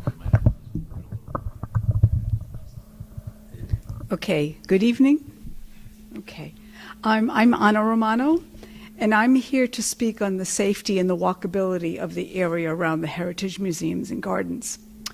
As of June 2018, I have loved being a resident of Sandwich at 1 Faunce Mountain Road and a neighbor of the Heritage Museums and Gardens. I moved to the town of Sandwich during the height of the tourist season and while the adventure park was in operation from the village of Sheffield in the rural Berkshires of western Massachusetts. As an avid walker, I walk 4 to 5 miles a day in the summer and fall, and weather permitting in the spring and winter. Wherever my destination happens to be, my walk includes Pine Street, Grove Street, and Jonathan Lane, streets which surround the Heritage Museums and Gardens. I am as comfortable and safe walking these streets as I was walking the rural roads of western Massachusetts. I find the traffic to be exceedingly light and not an impediment in any way to my safety. Moreover, last August, my 94-year-old mother visited for 3 weeks. Although she has poor balance, needs a walker, and cannot move very fast, she loves to walk. While she was visiting, we walked daily from Faunce Mountain Road to Morgan Trail and up and down Pine Street. My mother loved these walks where she could safely enjoy being outdoors in this bucolic neighborhood. Never did she nor I have any concerns about the traffic or her safety. I believe that the adventure park would be an asset to our community and through nature would provide people of all ages, particularly young people, opportunities to challenge themselves, learn about themselves and others, and grow in self-confidence. Thank you.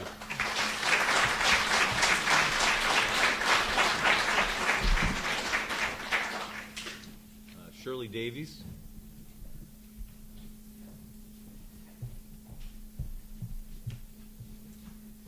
Thank you. My name is Shirley Davies. I live at 26 Turtle Cove Road in East Sandwich, and I'm here tonight to read 2 letters of support from people who couldn't be here but wanted to have their letters read. The first one is from Ruth Provost, 16 Grove Street. We did read one from Ruth. Do you want me to skip that, or do you want me to read it? Yeah, we have some of these, yeah. Would you like me to read it? If you're so inclined. It's short. Dear members of the ZBA, I am unable to be at the meeting on the ropes course at Heritage this week. However, I did want to weigh in as a neighbor who lives on Grove Street and who has been living there for 45 years. I am 100% in support of Heritage's application for a variance. The ropes course is an asset to our community. It's something that young families can enjoy together while learning more about nature, and it brings people into the community who add to the local economy. It is not an amusement park, as one thinks of such things, has not impacted traffic on the road where I live in any noticeable way or harmed my property values. It is my hope that Sandwich will have this asset for years to come. Thank you for your positive vote on this matter. Respectfully, Ruth Provost, 16 Grove Street. And the other letter was from Julie and Mark Peterson. And if it's okay, I'll go ahead and read that and be done. Dear sirs, being unable to attend the meeting due to a pre-planned vacation, Mark and I wish to send our thoughts on the Climb Park in Sandwich. My husband, Mark, owns Sandwich Pizza, and I, Julie, manage the business and the financial end. We both grew up in Sandwich, and our family has been involved in the life and community of Sandwich as both business owners and residents. Our entire family feels the Climb Park was an asset to the town, both as an ecologically conscientious tourist attraction and a great source for family fun. As a small local business, we can attest firsthand to the beneficial tourist draw that Heritage Climb Park had on the economy of Sandwich. We have enjoyed a considerable number of customers from both the school field trips, spring and fall, and also summer tourists that visited the Climb Park. Sandwich Pizza collected hundreds of post-climb tickets in exchange for discounted pizzas. Other businesses must also have benefited. The park is clearly a draw for visitors, and those visitors are benefiting the economy of Sandwich. We feel that this sort of good, clean fun gives a competitive edge to Sandwich in a way that is both aesthetically fitting for our town and in keeping with our historic feel. Mashpee has its commons, Falmouth its shining bike sea, Yarmouth has a bounce and water park attraction, Barnstable has its harbor area and waterfront, Dennis its Cape Playhouse and bike trails, and Wareham pulls tourists in with a huge water park. The Climb Park gives Sandwich a competitive attraction vital to the summer economy, with a small, natural footprint in comparison to what many other towns are doing. Many people in Sandwich live off the tourist industry. In this economy, it's critical to stay competitive, and I feel the Climb Park helps us with that. As a family with 5 kids, we have enjoyed visiting the park on several occasions, and we found it a great place for 3 generations to share fun. One of my daughters had her birthday party there, and it was a great time. It was great to have an active outside, physically stimulating event. From age 10 to 74, everyone had a blast, and that's a tall order. Everyone in our group was able to participate and challenge themselves at varying levels.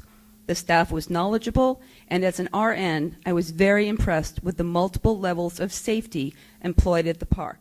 It was a great experience, and we were very personally disappointed to hear it closed last year. We respectfully submit that the park is a real advantage to the town of Sandwich, economically, reputation-wise, and as an investment in our children. It would be a shame to lose it, and a real disappointment from the business perspective if another town snatched this opportunity from us. I hope you will find a way to work out the hindering difficulties and reinstate the park. Respectfully, Julie and Mark Peterson. Thank you.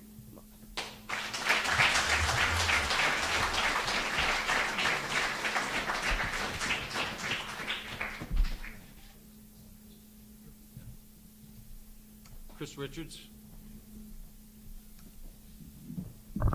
Good evening. Thank you for giving me the opportunity to speak. Let me just adjust this a little bit. So I'm here as a resident of Sandwich. I grew up in Sagamore. My wife grew up in Sandwich. I've lived here for 23 years. I live at 1 Hillwood Way in East Sandwich. And I've been coming to Heritage since I was a young child. And it's something that's always been important to us as a family. I've been a member. My family's been a member for over 20 years now. And 3 years ago, I was asked to join the board of Heritage, and I'm currently the treasurer. So I'm also here to speak on behalf of the board of directors for Heritage. We believe that the Adventure Park is strongly consistent with an expression of Heritage mission, which is to inspire people of all ages to explore, discover, and learn together, including through outdoors discovery. Outdoor Adventure Parks has an excellent safety record, and their approach emphasizes connecting with nature, overcoming physical and mental challenges, building confidence, teamwork, and problem solving in a recreational framework while preserving the surrounding environment. I have 3 children, ages 11 to 18. 2 of my children have had the opportunity to go through the ropes course as students in Sandwich Public Schools. And I can tell you, when they come home, and they've gone on other occasions as well, but when they come home from their class, it was a highlight of the year. The bonding, the learning, the confidence building that they experienced was important. So this may not have been, this park, in a definition of an educational facility under the legal definition, but does it impart educational value? I believe it does. You know, it's been referred to, the Adventure Park, as a commercial enterprise. I wouldn't characterize it. Do we want to draw additional people to Heritage? Yes, we do. I think that to characterize it as a commercial enterprise is somewhat misleading. We, as an organization, like organizations around the world, around the country, and throughout the Cape, need to stay relevant. One way to stay relevant is to appeal to a broader audience. Heritage, honestly, do we keep our numbers up? Yes, but it appeals to a certain demographic. We built a Hidden Hollow to attract younger people, toddlers and young school-age children. Heritage attracts an older, more mature audience at the museum. How do we fill and bring across the entire spectrum of all age groups something that appeals to the middle schoolers, the high schoolers, the teenagers? And the Adventure Park is what does that. Again, to provide educational value. We are committed to supporting the local economy. We know that the park attracts visitors, as the Aldriches, as Mrs. Davies mentioned. And finally, we'd like to reiterate, as a board, that we will certainly abide by any of the conditions that are posed, including those that are outlined by Attorney Cox, in addition to any that the board also imposes should this be approved. Thank you very much. Thank you.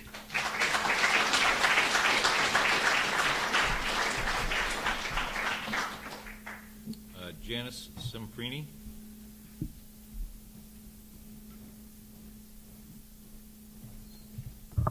Good evening, ladies and gentlemen. My name is Janice Semprini. I am a resident and condo owner at Highview Condo Association.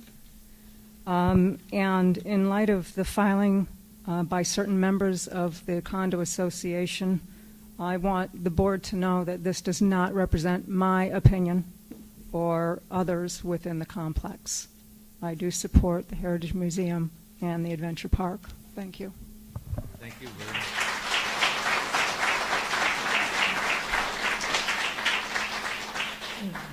Jenny Giovanni.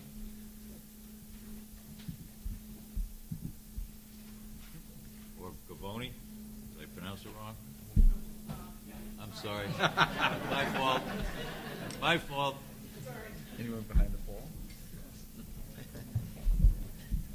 Hi, Sorry thank about you. that. That's quite all right. Thank you all for your time. I'm here as a neighbor of Heritage Museums and Gardens. I have lived at my current address for the past 22 years, but I also grew up in the town of Sandwich, and I have raised my 3 sons at Through Morgan Trail. At no time have I felt that the traffic that the Heritage Adventure Park brought was any kind of a detriment to our family life, our ability to ride our bikes or walk our dogs. It really was not any impact at all for us. And as well as our home value has continuously gone up over the course of the time that I've lived there. I'm also an educator here on Cape Cod. I work as an assistant principal at Dennis Yarmouth Regional High School. And since the park has opened, we have consistently sent groups of students there at very little to no cost for our students to be able to challenge themselves, see what they can accomplish. They always come back with incredible stories of things they learned about themselves, challenges they overcame that they just didn't think they could, as well as some great bonding with their classmates. Our students have always found it beneficial. I have climbed myself. I thought it was wonderful. And each time after a climb, I would go out with my ticket to go either to Sandwich Pizza House or any of the places where I could get a discount, the deli. And often I would be greeted with other climbers that had been there. So to see people spending their dollars here in town, supporting our local businesses is always a good thing. I wholeheartedly support the Adventure Park and hope that you allow them a permit. Thank you. Thank you.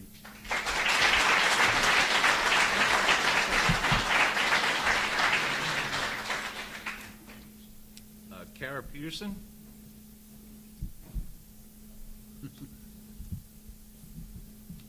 Hi, thanks. Kara Peterson, 6 Seneca Lane, classmate of Mark Gavoni and Jen Gavoni. Mark Peterson and Jen Gavoni. I'm here from the perspective of my company came and took a field trip out here for team building. I work for Commonwealth Corporation in Boston, and it seemed like a great idea to get a whole group of people together. I worked with Darlene, very accommodating. We got reduced rates to climb. We got reduced rates to the museum and gardens. It was absolutely fabulous. We all travel around the state. Nobody had difficulty finding it. Parking was not crowded. The roads were smooth and easy. It was incredibly quiet in the trees, which I thought was surprising. I thought I'd hear, chirping and screaming of people. It's not like that at all. It's incredibly quiet and peaceful and serene. We challenged ourselves. We had a great day. So I would fully support it. I think my colleagues up in Boston would support it. From a personal note, I did grow up here. It's a wonderful asset. I appreciate that if it's in your neighborhood, maybe you don't want the business. But it's I guess we have that NIMBY kind of mindset. But I think having been there, having friends and family come, it was really great. And for young kids to have that opportunity, we didn't have that. We, growing up here, we didn't have opportunities like that. So hopefully you'll support it, and hopefully Heritage will continue to be good neighbors to all the folks in the local area. Thank you. Thank you.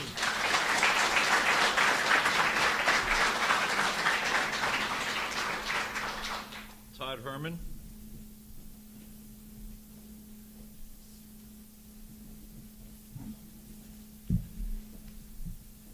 Hi, Todd Herman, 10 Fairfield Drive. Just quickly, because a lot has already been said, just want to say I've taken my alumni association, college alumni association there, which attracted some of the younger alumni that are really challenging because they're busy, but it was an incredible experience with families. My family has gone. I believe this is the kind of economic development that we need to have more of in Sandwich. They're abiding by the bylaws.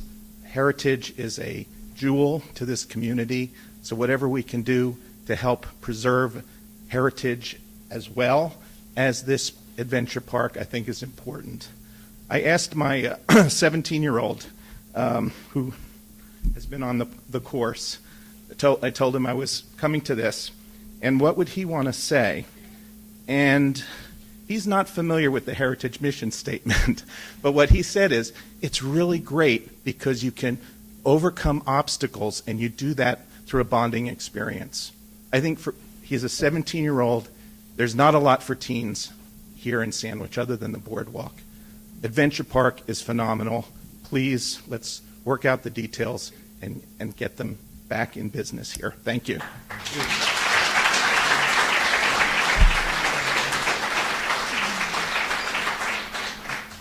Kevin Aldrich? Hello, Kevin Aldrich at 6 Pine Street. Just wanted to talk from the perspective of the adventure park I have been on before.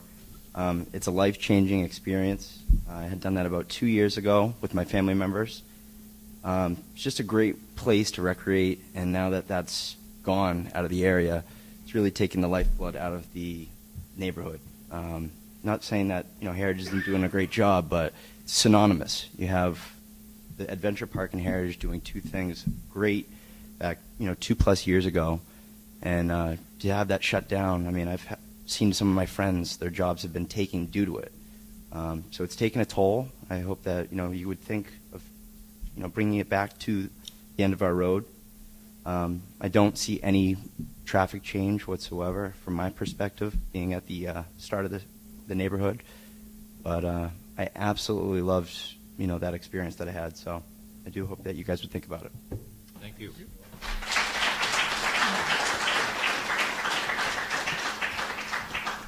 Jonathan Shaw.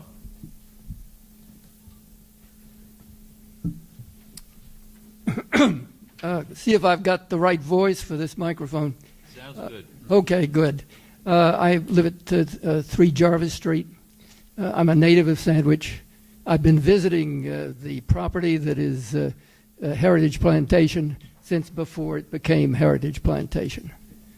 And I've seen the evolution of that facility. This is part of the evolution of that facility. As some other speakers have said, you have to be relevant. If you are irrelevant, things do not function well for a nonprofit. I've run 2 public gardens, one smaller than Heritage and one that was substantially larger. I'm talking about the visitation. And when I realized the existence of the adventure park, and I'm not sure I really like that term so much as I tried to persuade the previous director to say it's a venture park. You venture forth to do things. I took my grandson and my step-grandson there, and it was a wonderful relationship that they developed. The older boy was about 16, the younger one under 14, and he was very much afraid of going through some of those ropes. The camaraderie that they developed was absolutely wonderful. It was very, very meaningful.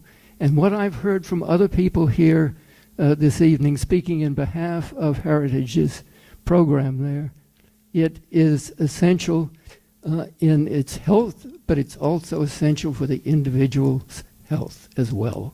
It's very meaningful.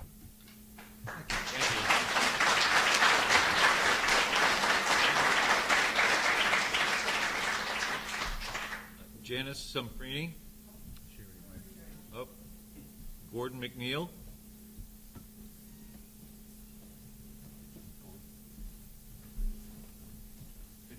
Good evening. My name is Gordon McNeil. I am a resident of the Highview condominiums, and I'm here to give you a unique perspective in a way here, because I was employed by the Adventure Park for the first 2 years of operation as one of their supervisors, and I can attest that there is a learning aspect to this park.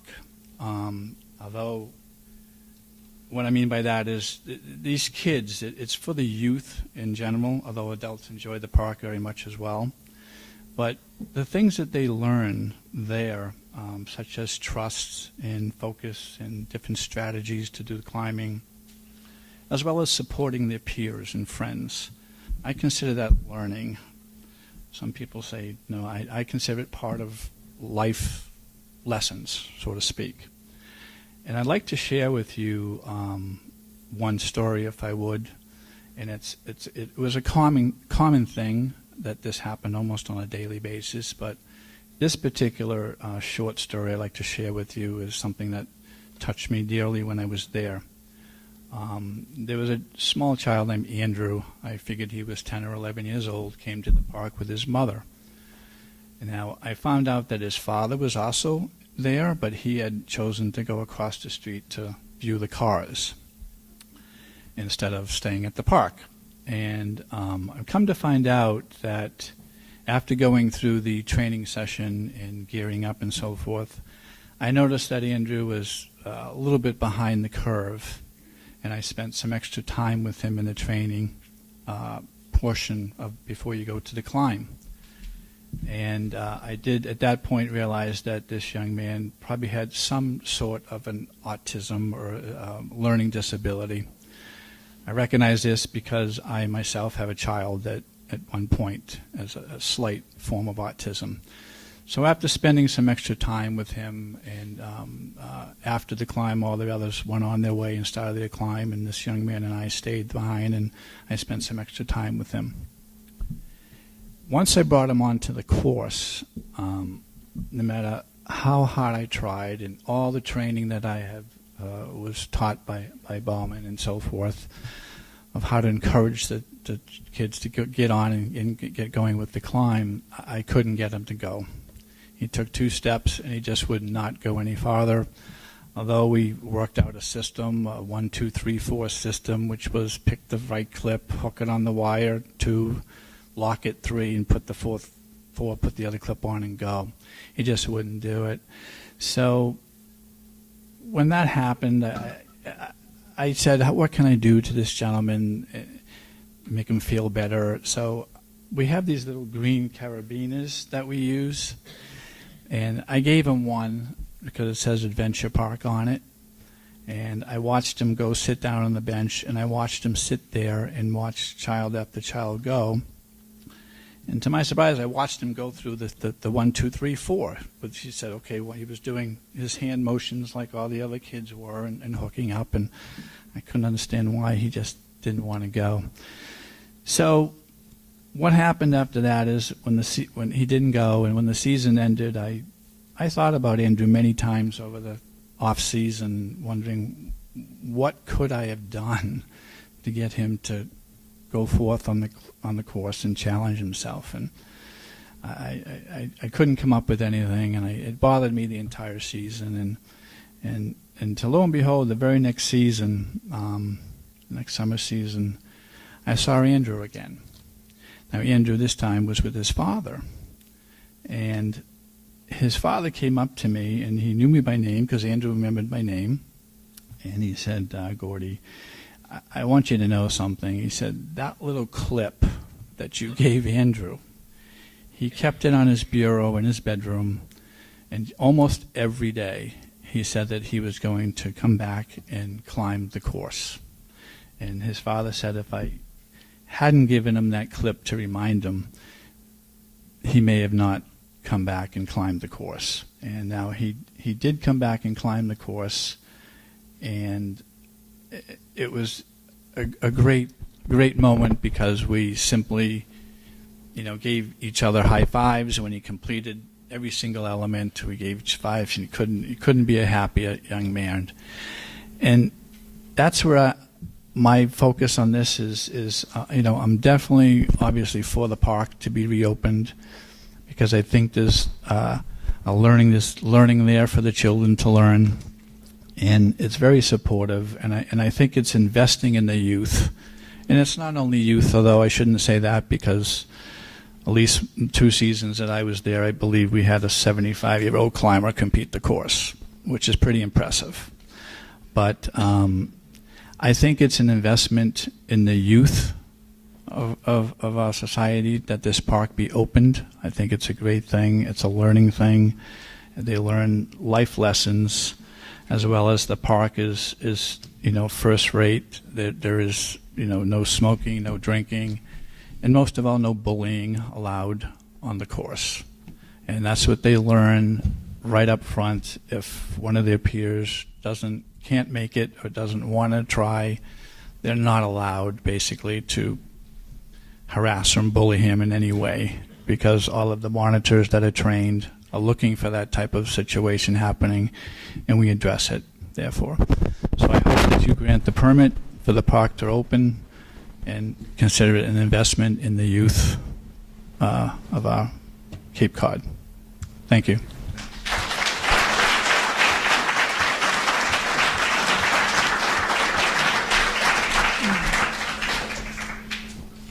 Carl Johansson.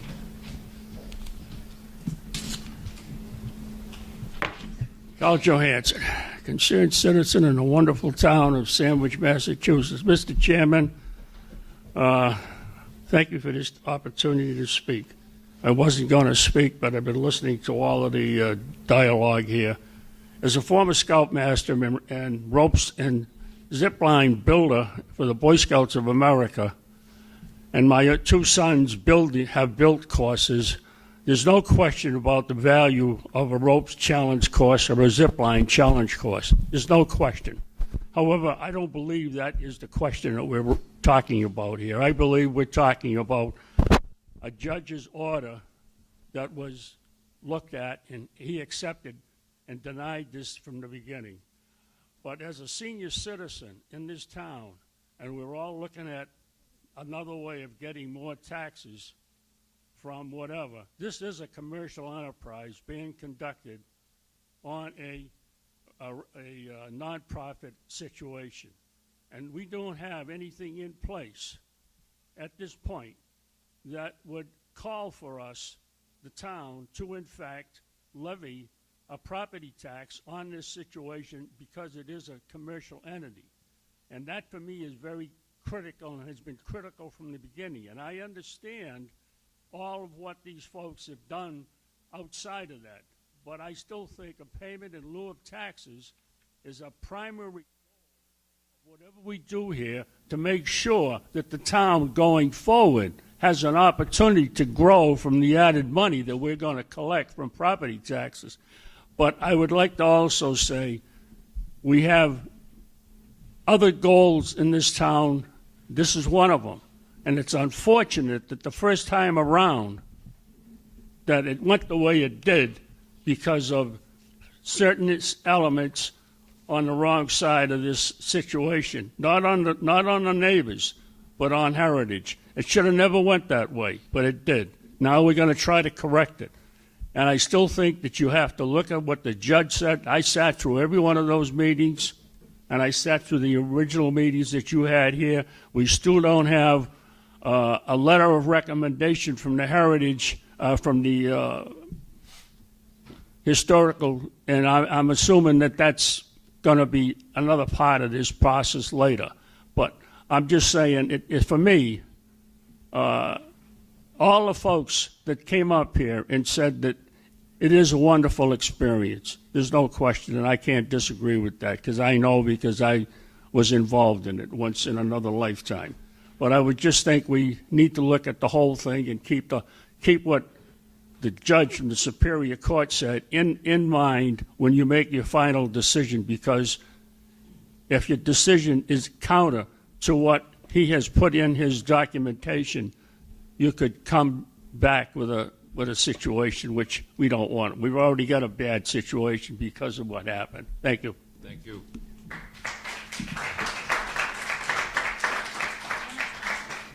James Fanning? I know I'm reading it right. James Fanning, Mansfield, Mass. Okay. Melissa Zawatsky? Got that? That's pretty good. Good evening. My name is Melissa Zawadsky. I live on Pierre Vernia Drive in Sandwich. Public speaking is not my favorite thing, so this will be short.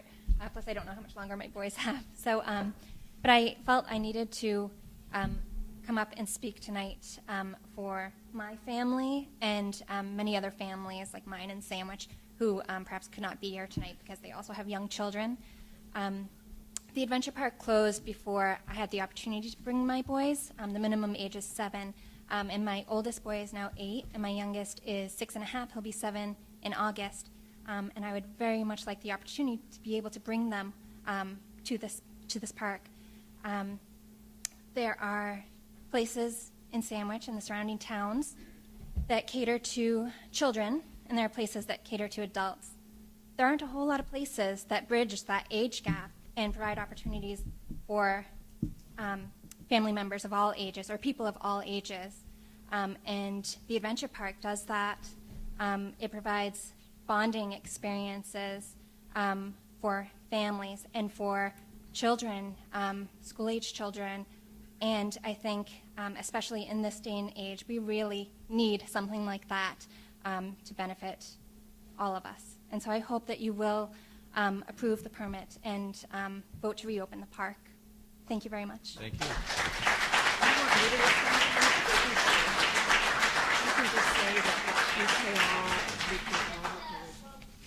Keith Lewison?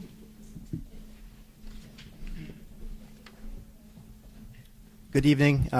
Thank you to the Zoning Board of Appeals for holding this hearing and for listening to everyone's comments patiently. My name is Keith Lewison. I live at 17 Windswept Drive. I don't know if that counts as close enough to be a neighbor, but my property abuts Shawnee Kroll State Forest, and I daily walk through the forest with my dog and on the roads surrounding Heritage Gardens. And, you know, from my vantage point, anecdotally, I see no difference in the area from the time when this adventure park was built to after it was built. There's been no change in the character of the neighborhood as I walk the roads with my dog. Furthermore, I'll comment as a lifelong almost visitor of Heritage and current member. My grandparents first brought me to Heritage when I was a boy in the I'll say the mid '80s, and the highlight of those trips was the wooden carousel. And as much as I enjoyed Heritage as a child, I wouldn't argue that it was a particularly child-friendly gardens. As I grew older, I came to appreciate other aspects of the property and horticulture and the gardens and the art and the antique cars. And I don't want to get into the weeds of the law, and I have great respect for the attorneys here tonight, but it does seem to me that the boundaries of what is educational and what is not is a little bit fuzzy. And certainly if antique cars are of educational value to our community, an adventure park is of educational value to our community. And I've seen Heritage grow in the last few years by adding Hidden Hollows, by adding a preschool, and becoming a much more family and children-friendly organization. And today, when I bring my own small children, one of whom is 8 and one of whom is 10 months old, it really is a place that you can grow and develop at and enjoy for your entire life. And I see, again, from my basis of common sense, this adventure park as clearly within the bounds of the mission of the organization and inconsistent with their other uses of their property. I'll say again, to the educational value, I work professionally as a teacher on Cape, and know, of course, I won't repeat what others have said, but the values that they've related and the educational opportunities they've related are real. In seeing that, I'll say firsthand, my son was old enough this summer to first participate in the adventure park. It was the highlight of his summer. And, he promptly, there's many things that he learned from that day, but one of the things he wanted to do was go back right away. And it just so happened, coincidentally, that our visit corresponded about a week before the ruling by the Superior Court. And the next thing, when he said, let's go back to the adventure park, I had to say, well, it's closed now. And so I had to figure out how to explain why it was closed to him. And the ruling was, of course, based on the Dover Amendment and whether it was educational. And he said, I learned a lot of things. And he went through all the things he learned that day. So certainly from a common sense perspective, I think we're getting in the weeds. And I think this is a value to our community and our kids and our families. And I hope that you will, under the purview of the special permit, consider fairly and judiciously what the applicant has asked. Thank you. Thank you.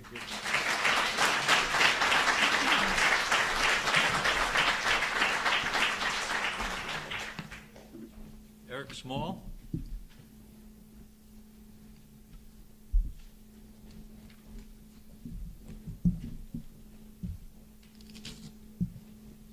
Mr. Chairman,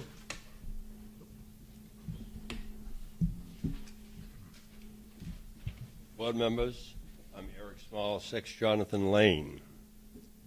I don't think anyone in the group opposing the adventure park is negative toward Heritage Plantation.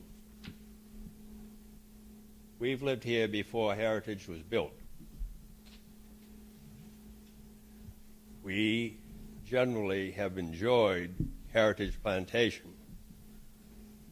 We're not even against, and I'm not saying my family, I'm saying the people who I'm allied with in opposing the zip line are not necessarily opposed to zip lines.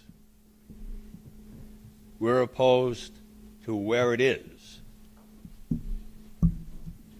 I ask your forbearance since there's been sort of a shutdown of any reference to the court case.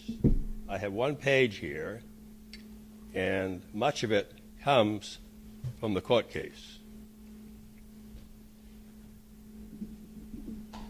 I don't rise to presume to know much about bylaws,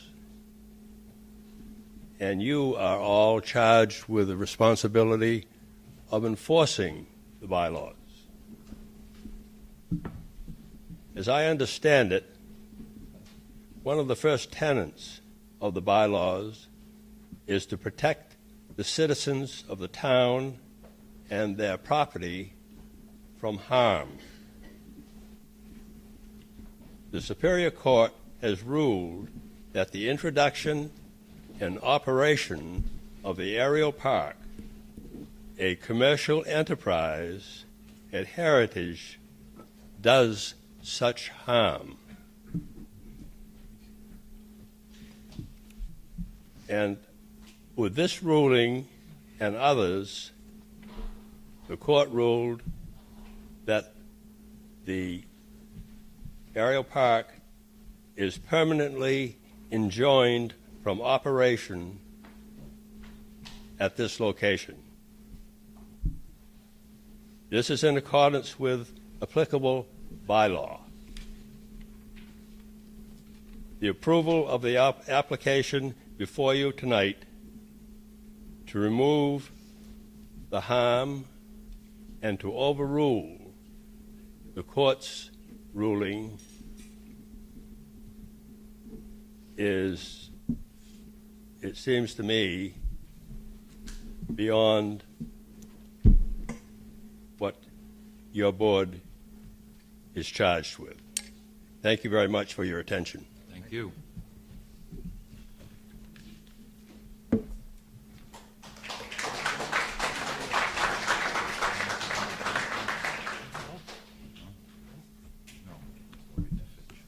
Jonathan Fitch.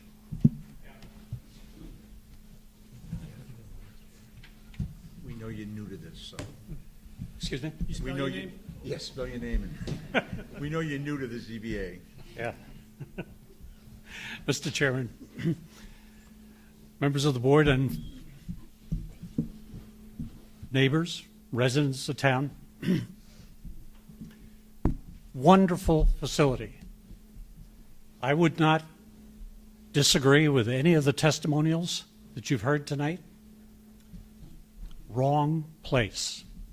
I speak in opposition to the special permit, and my opposition is based on not the feelings or values or things like that, but what are the rules? And that's what you're charged with dealing with. It's what I like to look at when coming before you for any other purpose.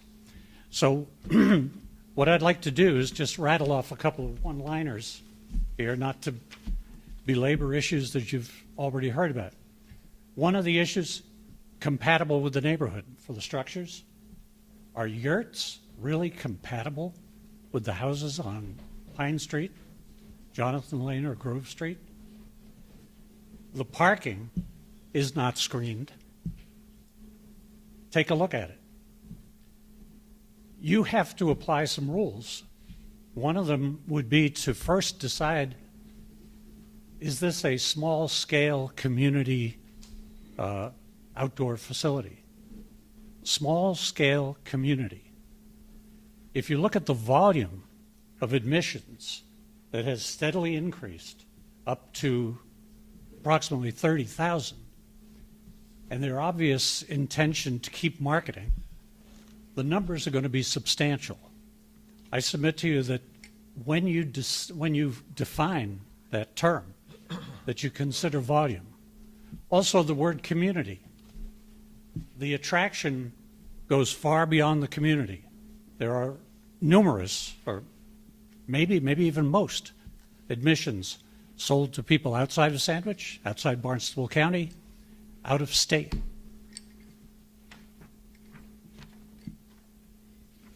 The effect on the neighborhood. And one of the things that I like doing is I can agree with applicants' counsel that this panel is not bound by findings of the Superior Court Judge Moriarty. However,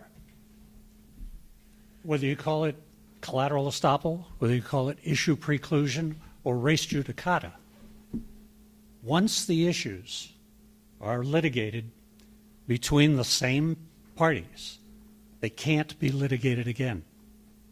That is where we disagree. Not maybe binding on you, but common sense would encourage you to apply or think very hard about those issues, such as the diminution of property values. You may disagree with it, but remember, issues between the same parties previously litigated are done. That finding itself. Now, the other finding, as Mr. Small pointed out, of harm to the neighborhood. Both of those contradict the Section 1100 reasons for zoning. Again, wrong place. Traffic. This isn't about level of service. It isn't about waiting in line at the intersections. There's a substantial, I forgot to say, I'm 24 Grove Street. I watched a substantial increase in traffic during the operations. And it's maybe, it was very light before. It was a great neighborhood, very light. Then it got, well, it's not backing up, but you might call it moderate at times. And it's relative, and that's the difference. We're not talking level of service. Another thing, sure, they said there's an 85th percentile of speed. I will tell you, that means 15% of all traffic is exceeding that speed. And believe me, 15% is noticeable. Grove Street is one of the most heavily walked streets in the community. And even though some walkers may give testimonials here, I can tell you that I do the same, and I'm always looking over my shoulder. I would like to suggest that an element can also be a structure. And lastly, when this application was submitted, I took a look at it and then asked the planner to submit it to the Cape Cod Commission. Now, we may not want to do that, but those are rules we live by as well. And if you look at the rules related to mandatory jurisdiction, when a municipal agency, the zoning board, receives an application for development permit, the agency shall refer the development to the commission if it meets or exceeds any of the standards for DRIs. I suggest to you, and Mr. Vitacco can tell you what I said without going through the details right now, but the information to make a definitive ruling on these standards is not even on the plans. But any person reasonably familiar with plans can guesstimate. And for an outdoor facility, the threshold is 40,000 square feet, and that includes the parking lot. That, and it would also include the entire ropes course. I suggest to you that it's several acres altogether. It's not even close, and it says it's mandatory. So I'd ask you to take a look at that, please. And in the end, when you decide what rules apply, and then apply what was already determined to those rules, and then your own judgment, I hope you'll deny this. Thanks. Thank you.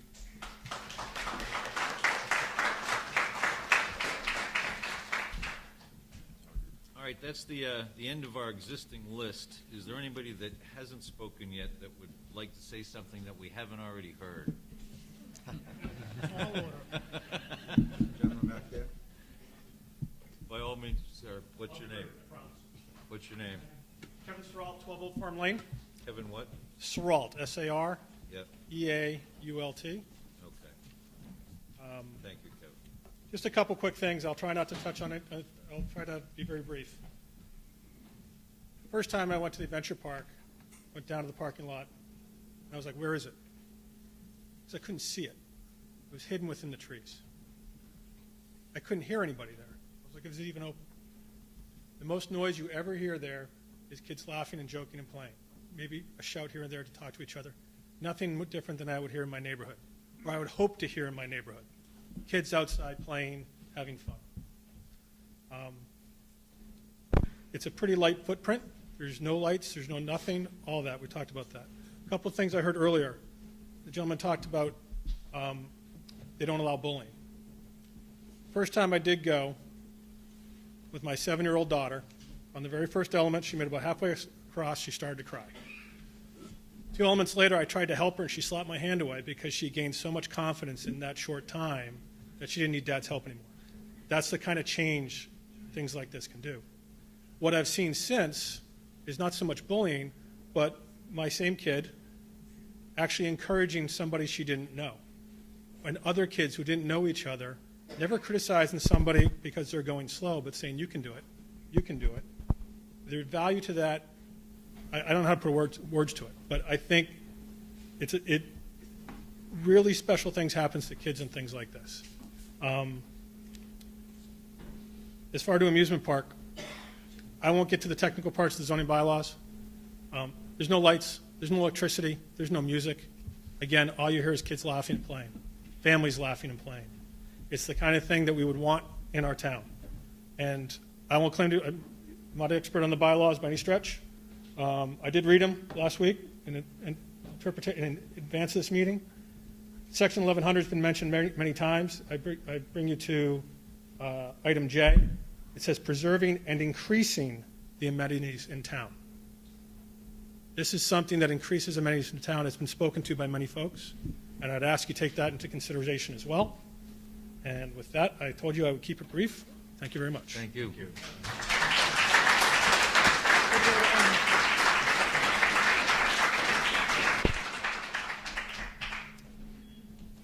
What's your name, sir?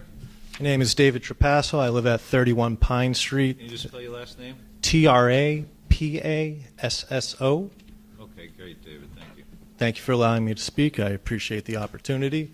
Moved to Sandwich in 2013, looking to start a family with my wife. She was from Sandwich originally. So it was a nice opportunity for us to move back to a community where she was very comfortable.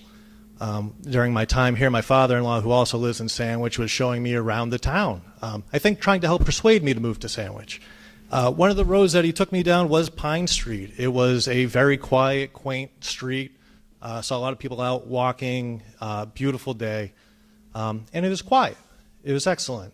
There happened to be a house for sale on the street, 31 Pine Street. We looked into it, and we were very excited to move in and buy it. Since we've been there, there's been a lot of development going on at the Heritage. It is a wonderful facility. We've taken up the membership in the past, and since we've had a family, we now have 3 children. We have twins that are 4 years old and a 2-year-old. Unlike other houses on the street, we are literally on the street. We're not up a hill. We're not at the beginning of the street. We're at the middle towards the end of the street. Kind of where Morgan Trail and Foss Mountain Road empty out onto Pine Street. Truly, we're really kind of ground zero as far as the traffic's concerned. Traffic has increased on the street. It's not causing delays. It's not obstruction. It is a scenic street that is relatively narrow. Driving on it daily, when I have to pass another car going the opposite way, I need to slow down. It can be kind of dangerous, to say the least, and I'm a little concerned about either hitting a tree or a mailbox or possibly the other car. With 3 young children, we like to walk in the street. Push the stroller down the street. With 3 kids, sometimes we have to push the triple stroller. which is pretty large, I hate to say it. But it gets very nerve-wracking if we can't get onto the lawn of the neighbor's house that we're walking in front of when 2 cars are coming by. We literally have to get off the street. It's a public safety concern. The street already has a public safety concern just from the regular operation of the Heritage, and it's now being exacerbated. That's all I really want to say. And I have a picture of cars in front of my street with trying to push a single stroller by it. If anyone would like to see it afterwards, you can really see how narrow the street is. Thank you. Thank you.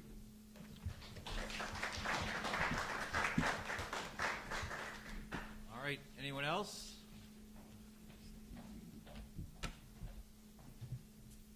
Hi. Hi, my name's Mary Grabowski. I live at 8 Songbird Circle. I know I'm not downtown. I live in Forestdale, but I'd like to speak quickly about a couple different things. Childhood disorders, mental health for adults and children. In this town, we have a diverse community with a lot of different abilities across the population. There is a rate there's about 4,000 children in the town, and at the rate of 11.1%, 410 children approximately suffer from depression. 12.5%, or about 500 children, suffer from anxiety disorders. Suicide rate in 2014 across the population of adults was 4%. That's 667 adults in this community have suicidal thoughts. Serious mental health concerns in the community is 4.2% across adults. 18.1% of adults have a diagnosed anxiety disorder, but only a third of them, 36%, actually receive a treatment. Now, growing up here in town, I kind of actually washed ashore when I was 14 years old, joined the military, served my country, moved back here to raise my family. When we were children, we played outside with kids, children of all different abilities from different families, different grades, different ages. And now the idea of children playing outside, we need to, as parents, ground our children in certain experiences. We need to encapsulate them, make sure that they're safe. They're safe from their own communities, they're safe from their own neighborhoods, they're safe from each other, they're safe from us. We have to do that now. We know we have social media. We see it all. We see it every day. With that need to protect our children comes a great loss of their development of executive functioning skills. These are skills that help them develop organization, planning ability, initiation, the ability to prioritize, to learn, to remember what they had learned and apply that learning to another situation, whether familiar or unfamiliar. To learn flexibility of mind, flexibility of thinking, emotional regulation, manage their impulsivity, self-regulation. These are skills that our children are missing out because we have to keep them safe. This part offers them that opportunity to develop those skills. Now we can do that individually as parents and show up with our children and let them have at it, and we'll be so incredibly surprised when they're teaching us how to cross an element that they conquered like that. There is scientific evidence that supports a link between mental health, engagement with, and access to interventions within nature. The findings are robust, and the evidence relates to overall well-being. Gains of well-being have been measured in affect and cognition, mood, attention, anger, fatigue, and sadness. In addition, there is evidence to support a positive impact of being in natural environments on depression, anxiety, and improvement population. That's one of those executive functions with children with attention deficit hyperactivity disorder. I cannot support this project enough. If I was working with one of my patients in this park, there would be attention to social emotional development, executive function, at the very least. And that's grounded in the evidence. I'm more than happy to make myself available if anybody has additional questions about that or would like support in developing a curriculum, which I heard was a possible concern here. In addition to protecting the citizens of the town from harm and using those bylaws for that, if we have adults that are suicidal, if we have adults that are suffering from depression and anxiety, turning to substances, who are we really protecting? When they can get outside and this evidence supports these interventions and these treatments. This isn't just about children. This isn't just about teenagers. This is not just about young adults. This is about the whole in the community and creating a community that is safe for everybody and providing our very best to our citizens. Thank you. Thank you.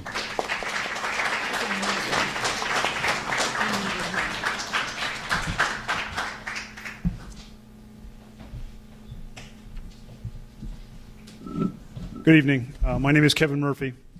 I've worked over 30 years in training and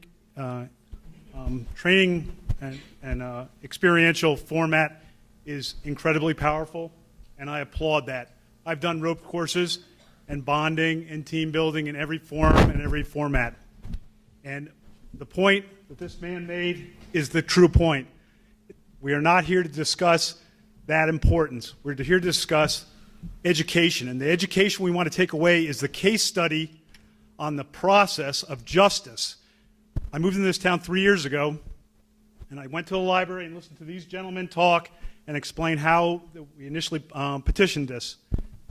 And I was amazed, simply amazed at the justice that man was able to effect and get the park shut down. No, the park is a wonderful place, and all of you folks that have said that, I agree with you 100%. But it is not, we are in a case of bullying here, that we're being bullied by justice and by process. We need to follow the process. And that is the key element. Don't be overwhelmed by every aspect of the emotion and learning. The education is in justice. And we've learned that lesson over 200 years in this country, in every different format. Don't be overwhelmed by the emotion. Thank you. Thank you. All right, anyone else? Besides Mr. Mello. Looks like you're up, Mr. Mello.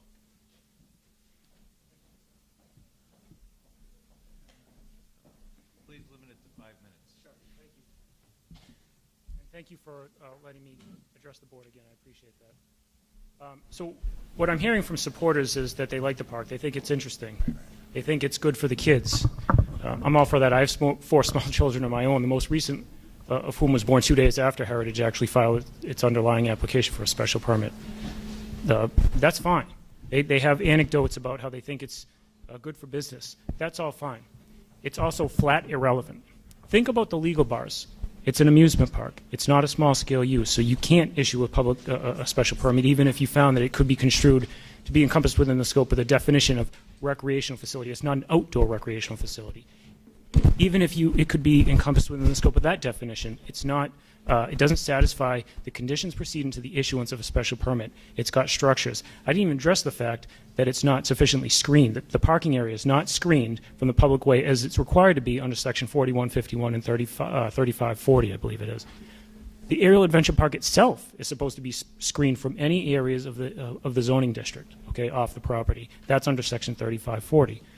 These are all legal bars that prohibit you from issuing the requested relief.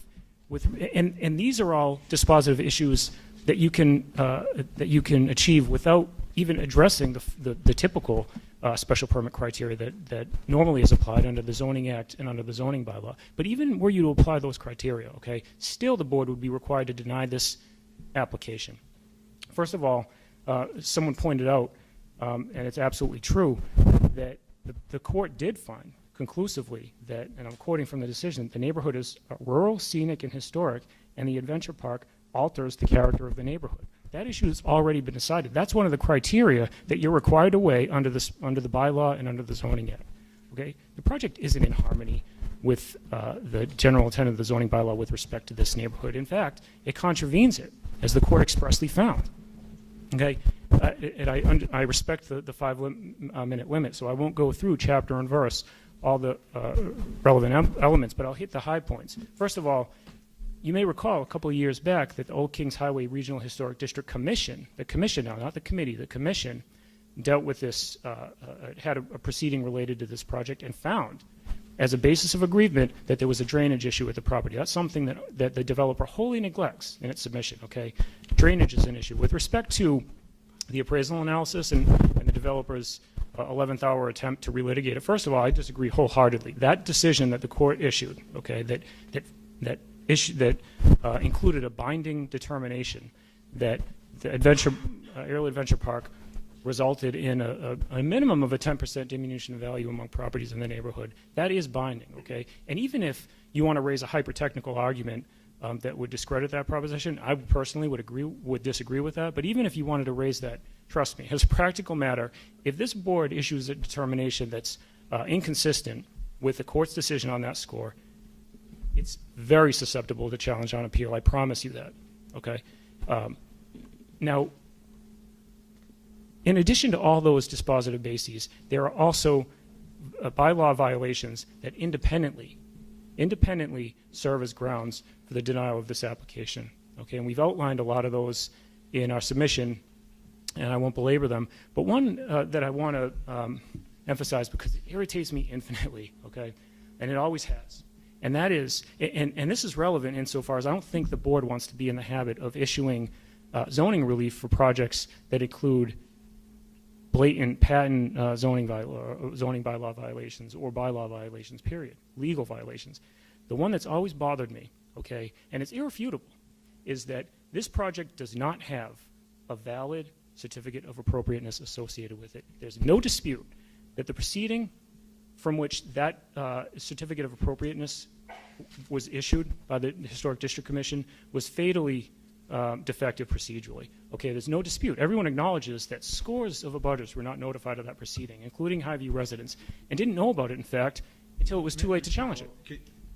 You're talking about the previous. Right, but appealed the decision of the building. And here's where it's relevant. Everyone in this application was properly notified, right? But here's so why are we digging up all that? Okay, because I'm glad you raised this point, because that's sort of been a point of emphasis, I think, publicly. But the more germane problem, okay, and it is a problem for this board because it's an existing bylaw violation. The more germane problem is that the project, as it was approved purportedly by the Historic District Committee, bears no resemblance whatsoever to how it was built. No, it is, and here's why. Because the project as built, okay, you may recall, it depicted the Aerial Adventure Course actually traversing Shawm Road, extending into 67 Grove Street, okay? A totally different property. It didn't depict the location and size of the yurts or decking structures or ramps, okay? There's no dispute whatsoever that the project is built, bears no resemblance whatsoever to the project that the Historic District Committee purportedly approved. I've never understood why the building commissioner won't enforce that. Candidly, and I don't say this lightly, it's one of the most preposterous things I've ever seen. And I'm not some anti-board zealot. I'm the vice president of the Mass Municipal Lawyers Association. In fact, I expect to be elected president of that association tomorrow. I've devoted my career to the practice of municipal law and to serving local boards like this one. This is one of the most preposterous things I've ever seen. And you know, if Heritage wants to wear the white hat and wants to purport transparency and atone for its past sins, subject to that process again voluntarily. You know that the the certificate of appropriateness was issued in error. You know the project is vastly different from how it was We're approved. talking about the historic commission. This is the zoning board. Right, I understand. Stick with the zoning issues, please. Okay. No, I won't belabor that. But one point I'll make in closing, okay? One and last. No, okay, thank you. And thanks again, Chairman Neven, for the opportunity to present to you again.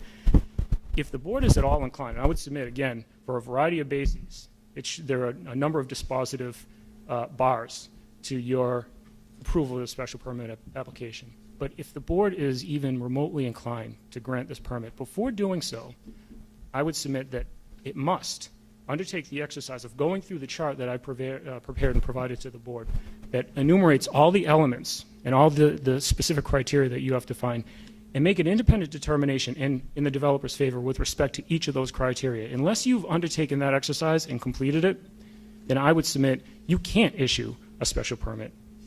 Thank you. Thank you.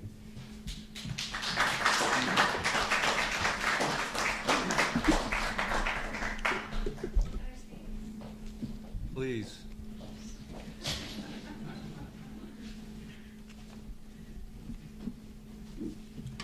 My name is Carrie Studley. I live at 37 Perseverance Path. What was your first name, ma'am? Carrie, Carrie. with a K. Okay, thank you. My first experience with the adventure park was with my 2 teenage daughters, and it was a wonderful experience. Usually teenagers are bickering.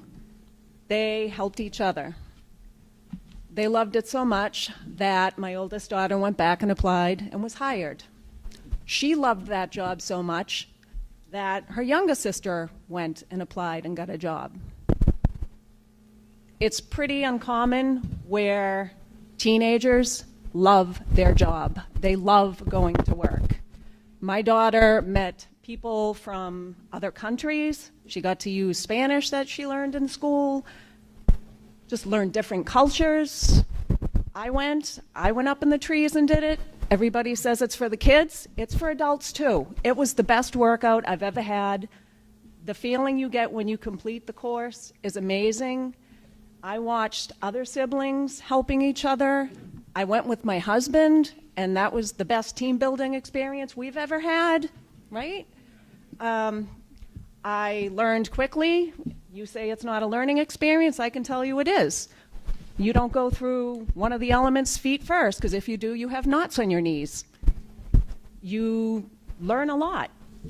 And I think it would be doing a disservice to not only my family, to so many other families, that it would be awful. I would rather see kids out doing this than out drinking, out doing drugs.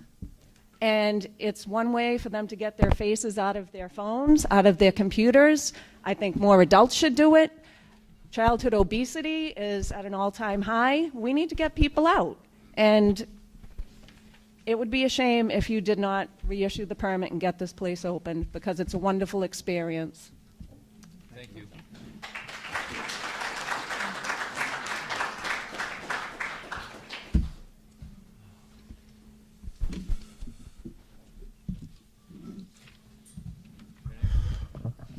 My name is Rick Mignon. What is it? Like filet mignon. First one is Rick. Richard. I dearly wish I had taken the ropes course as a kid, because standing up here, I may have had more courage to come up and stand to the microphone, but I really feel this is important.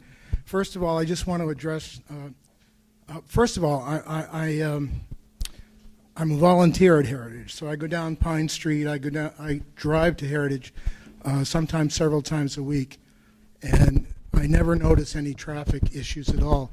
But one thing I'll say is, someone who came here to the Cape as a summer resident back in the 50s, and who's been here a little over 20 years as a permanent resident, there's a phenomenon that happens in the summer that it's hard to believe, but I have beaches down the end of my street, and don't you know the traffic gets difficult. If you live in Sandwich, you know that in the summer traffic gets difficult. So for traffic to be greater on Pine Street in the summer is not a big deal. I think that the park appears to be have a marginal impact on traffic. But that's not really what I wanted to say. What I wanted to say is what people are pointing to but not really naming, and that's there's two kinds of intelligence. There's intelligence of the head and there's intelligence of the heart. And what we've been grown up with, intelligence of the head is the most important thing. We need to have lots of facts, lots of rules, but what we don't get is the opportunity for intelligence of the heart, which is to build courage, to build the kinds of human qualities that aren't intellectual. And it would be a real tragedy to see this park go away, because it's one of the few places where this occurs. And I don't think you have to look too far to see that there are a lot of people who lack courage in the world. And I think this kind of education is crucial. So this is a fight worth fighting. And I suspect you guys know what you're doing. I give you, and can find a way to make this happen. I think it's a fight worth fighting, and I hope that the park can be preserved. It's a really important thing, and it's a really wonderful thing, as many people have attested to. Thank you.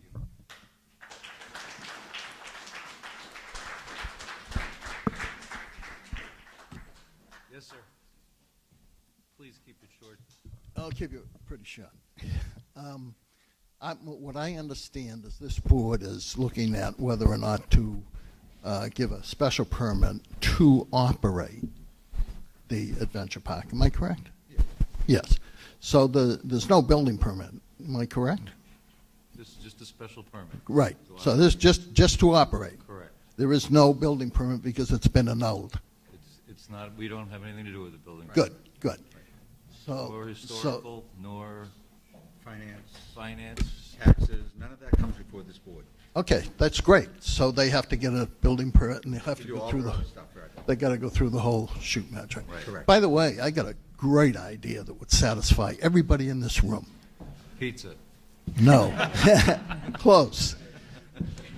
4.5 miles from where that park is, and that park is managed by one team. It's not managed by half of Heritage. It's just the people. That's not before our purview.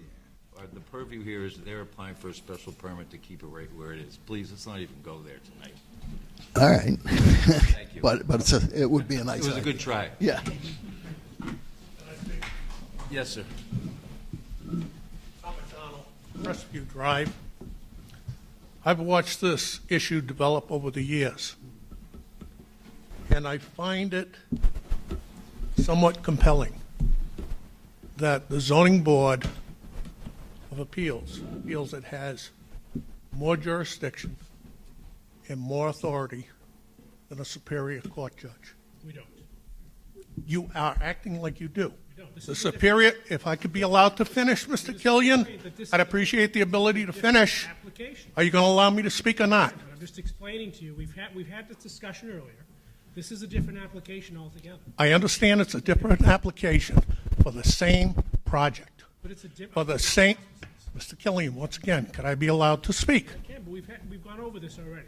I'm happy to hear that. I'm raising that issue again. Okay, I'm explaining it to you again.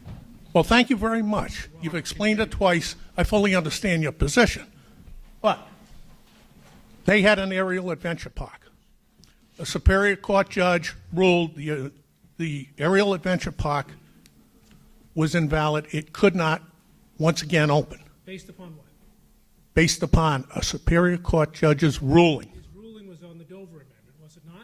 It was filed incorrectly. Yes.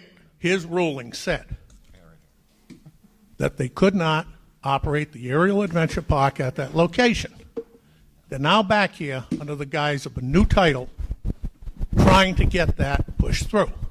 I find it particularly offensive that Heritage would dare to not appeal that, as they should under the precept of law, appeal it, as opposed to trying to run you guys in and let you go ahead and approve it. I think you're going to leave the town open. and leave us liable to a suit. Have you received legal guidance on that matter? Counsel is here. Counsel? Counsel's here. And you're not a judge, correct? So it's your opinion. And it carries no validity in a court of law right at this time, correct? So how are you gentlemen sure that you... Well, she's not here to decide about a special permit, but if there's a legal question in regard to that lawsuit compared to what's going on now, she can respond to that. And Not so concerned. And I think you're responding to that. Does the Ariel Park need a building permit? I heard earlier that anything anchored to the ground is considered a structure. Is that correct?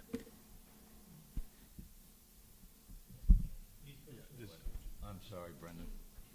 Yeah, please, Brendan. Brendan. Yeah, so the permit was, the original permit was voided, so a new permit application would have to be filled out for the... And it would include a structure, Yes. and the town would issue that. Okay.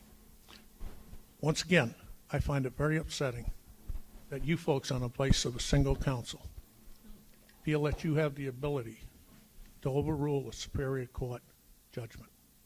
Okay. That's all I have to say. Thank you.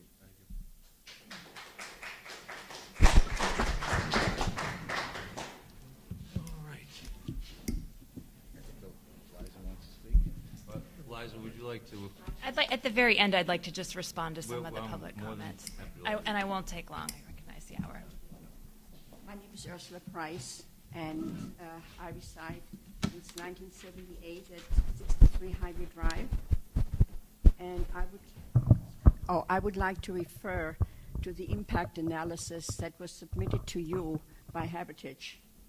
And the impact analysis states, it says impact analysis of proximity to recreational facilities is entirely based on comparisons to homes near schools and their athletic fields or playgrounds, which are totally different, of course.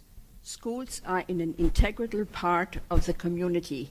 People move into communities because of the quality of schools. They want their children to have access to the playgrounds and playing fields. Why did she select those to compare with an aerial adventure park designed to attract an influx of visitors from outside of the community? Thank you.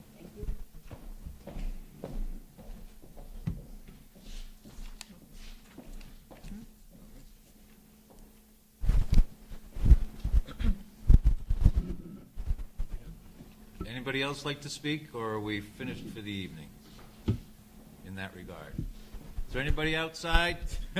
We've been through this before. Don't laugh at me. Anybody out there want to speak? Nope. Okay. All right, we're good. So just all right, Eliza, would you like to comment or tell us how you wish to proceed? Thank you, Mr. Chairman. I do want to respond to some of the public comments, and I'll be brief. I'm just going to hit on some of the highlights. Pull it closer. And this is really in no particular order, just based on the notes that I was taking. First, I want to talk about process, and I frankly agree with the comments that we're hearing from the board. There is no attempt to ramrod a process. I think that was the term that was used. We have submitted this special permit application. We are following the process for a special permit application. We're here having this public hearing. This is the process that's required for an outdoor recreational facility special permit, and we're submitting ourselves to that process. With reference to the court decision, again, I would just reiterate that the question before this board, a special permit application, is entirely different than the question that was before the court. And this board has the authority and is required to evaluate the special permit application in accordance with your zoning bylaw. We've submitted studies and materials. We've presented our application to you this evening, and you have an obligation to review that application in accordance with those criteria that's under the zoning bylaw, which we believe we meet. There was a question about taxes. I do also agree that that is not really a relevant issue under the zoning bylaw, but I do want to respond to it and indicate that all taxes that are required have been paid and will be paid by the applicant. So they pay right now, they pay personal property taxes, they pay sales taxes, they pay employee-related taxes, and they do pay all taxes that they get, and they will pay all taxes that tax bills that they receive. There were some comments about speed, and frankly, there's no way to know whether the cars that were claimed to have been going too fast are associated with the adventure park or not. And in fact, our traffic engineer was saying to me previously that when he was out there looking at doing the studies, that people were kind of driving slowly going to the aerial park, wondering where it is, looking around, making sure they are going to the right location. So there's simply no evidence that's been submitted, or that frankly I think can be submitted, to suggest that the speeding cars are associated with the adventure park. The question of whether the platforms in the trees or structures, I would just indicate that that was previously reviewed by your prior building commissioner, who, after consultation, and testified to this at the trial, after consultation with town council, determined that they were not structures within the meaning of the zoning bylaw and issued the building permit.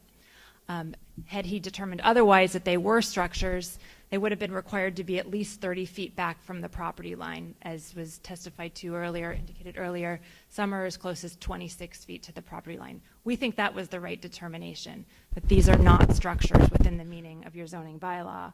They are not located in a fixed location on the ground, nor do we believe that they are attached to something on the ground. As I mentioned previously, they sit on wedges that lean against the tree and are there by gravity and compression. There's nothing attaching them, no nails, no bolts, nothing going into the tree that we think would cause them to be structures.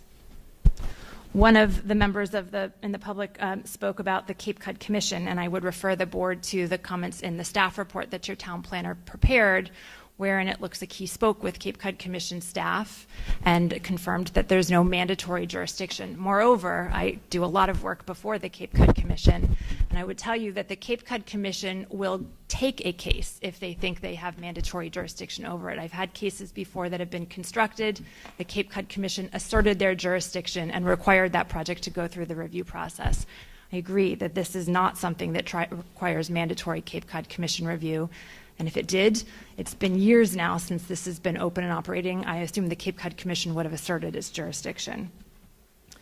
There's been some comments about screening, whether the parking area is adequately screened, and I can ask our engineer, who's also a landscape designer from Horsley Witten, to speak about it if you have questions about the trees that exist. I did mention that they were planted in the last 2 years. They do need to have room for them to infill. That being said, Heritage is a garden. If the board feels like additional screening needs to be planted along the frontage, we're all ears, and we're happy to have that discussion with you to add some additional plantings if that is what's needed in your mind to bring it into compliance with the bylaw.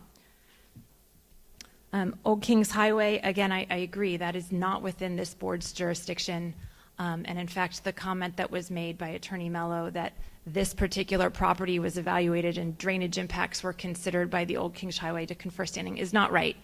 The proceeding he's talking about was the Old Kings Highway review of the parking lot improvements on the Heritage Museum property, not related to the outdoor adventure property, the adventure park property. And then finally, again, I would just reiterate that this board is charged with evaluating the special permit criteria, both of the outdoor recreation use as well as the general special permit criteria. We've submitted documents, a traffic assessment indicating that there's no significant impact. We've submitted a market study indicating that there's no significant impact. We've submitted a noise study indicating that there's no significant impact. We've showed you what the closest land uses are. It's Heritage themselves. It's a school. It's a Sham Kroll State Park, which has yurts, similar to what exists, in fact, and more in quantity than what exists here on Heritage's property. We believe we meet the definition of an outdoor recreational use. I think you heard testimony that this is dominantly a recreational use, and it falls, we believe, within the definition of a recreational facility. and is small scale as is required by the special permit criteria in 4151, all of which are there to ensure that what's constructed is small in scale.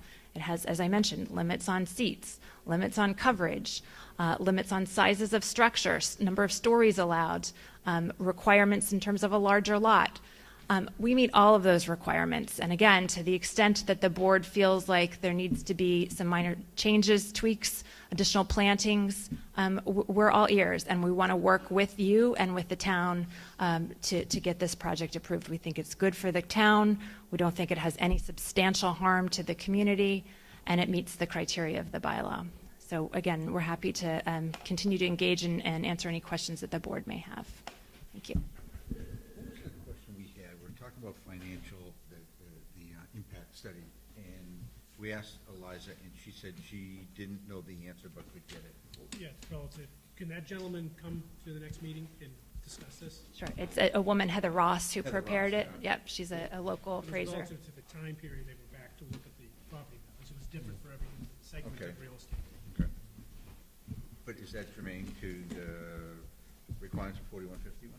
Well, I think it's relative to hazard, nuisance, or congestion. Traffic is an issue, so Okay, I just okay. want to understand that But study. she's clearly. finance. Oh, She's And right. evaluation. She did the market appraisal, I'm right? talking about the real estate market appraisal. right. So where does that fit I'm hazard sorry, nuisance? but as a, because it could be, Detriment. it could be a detriment. Okay, okay.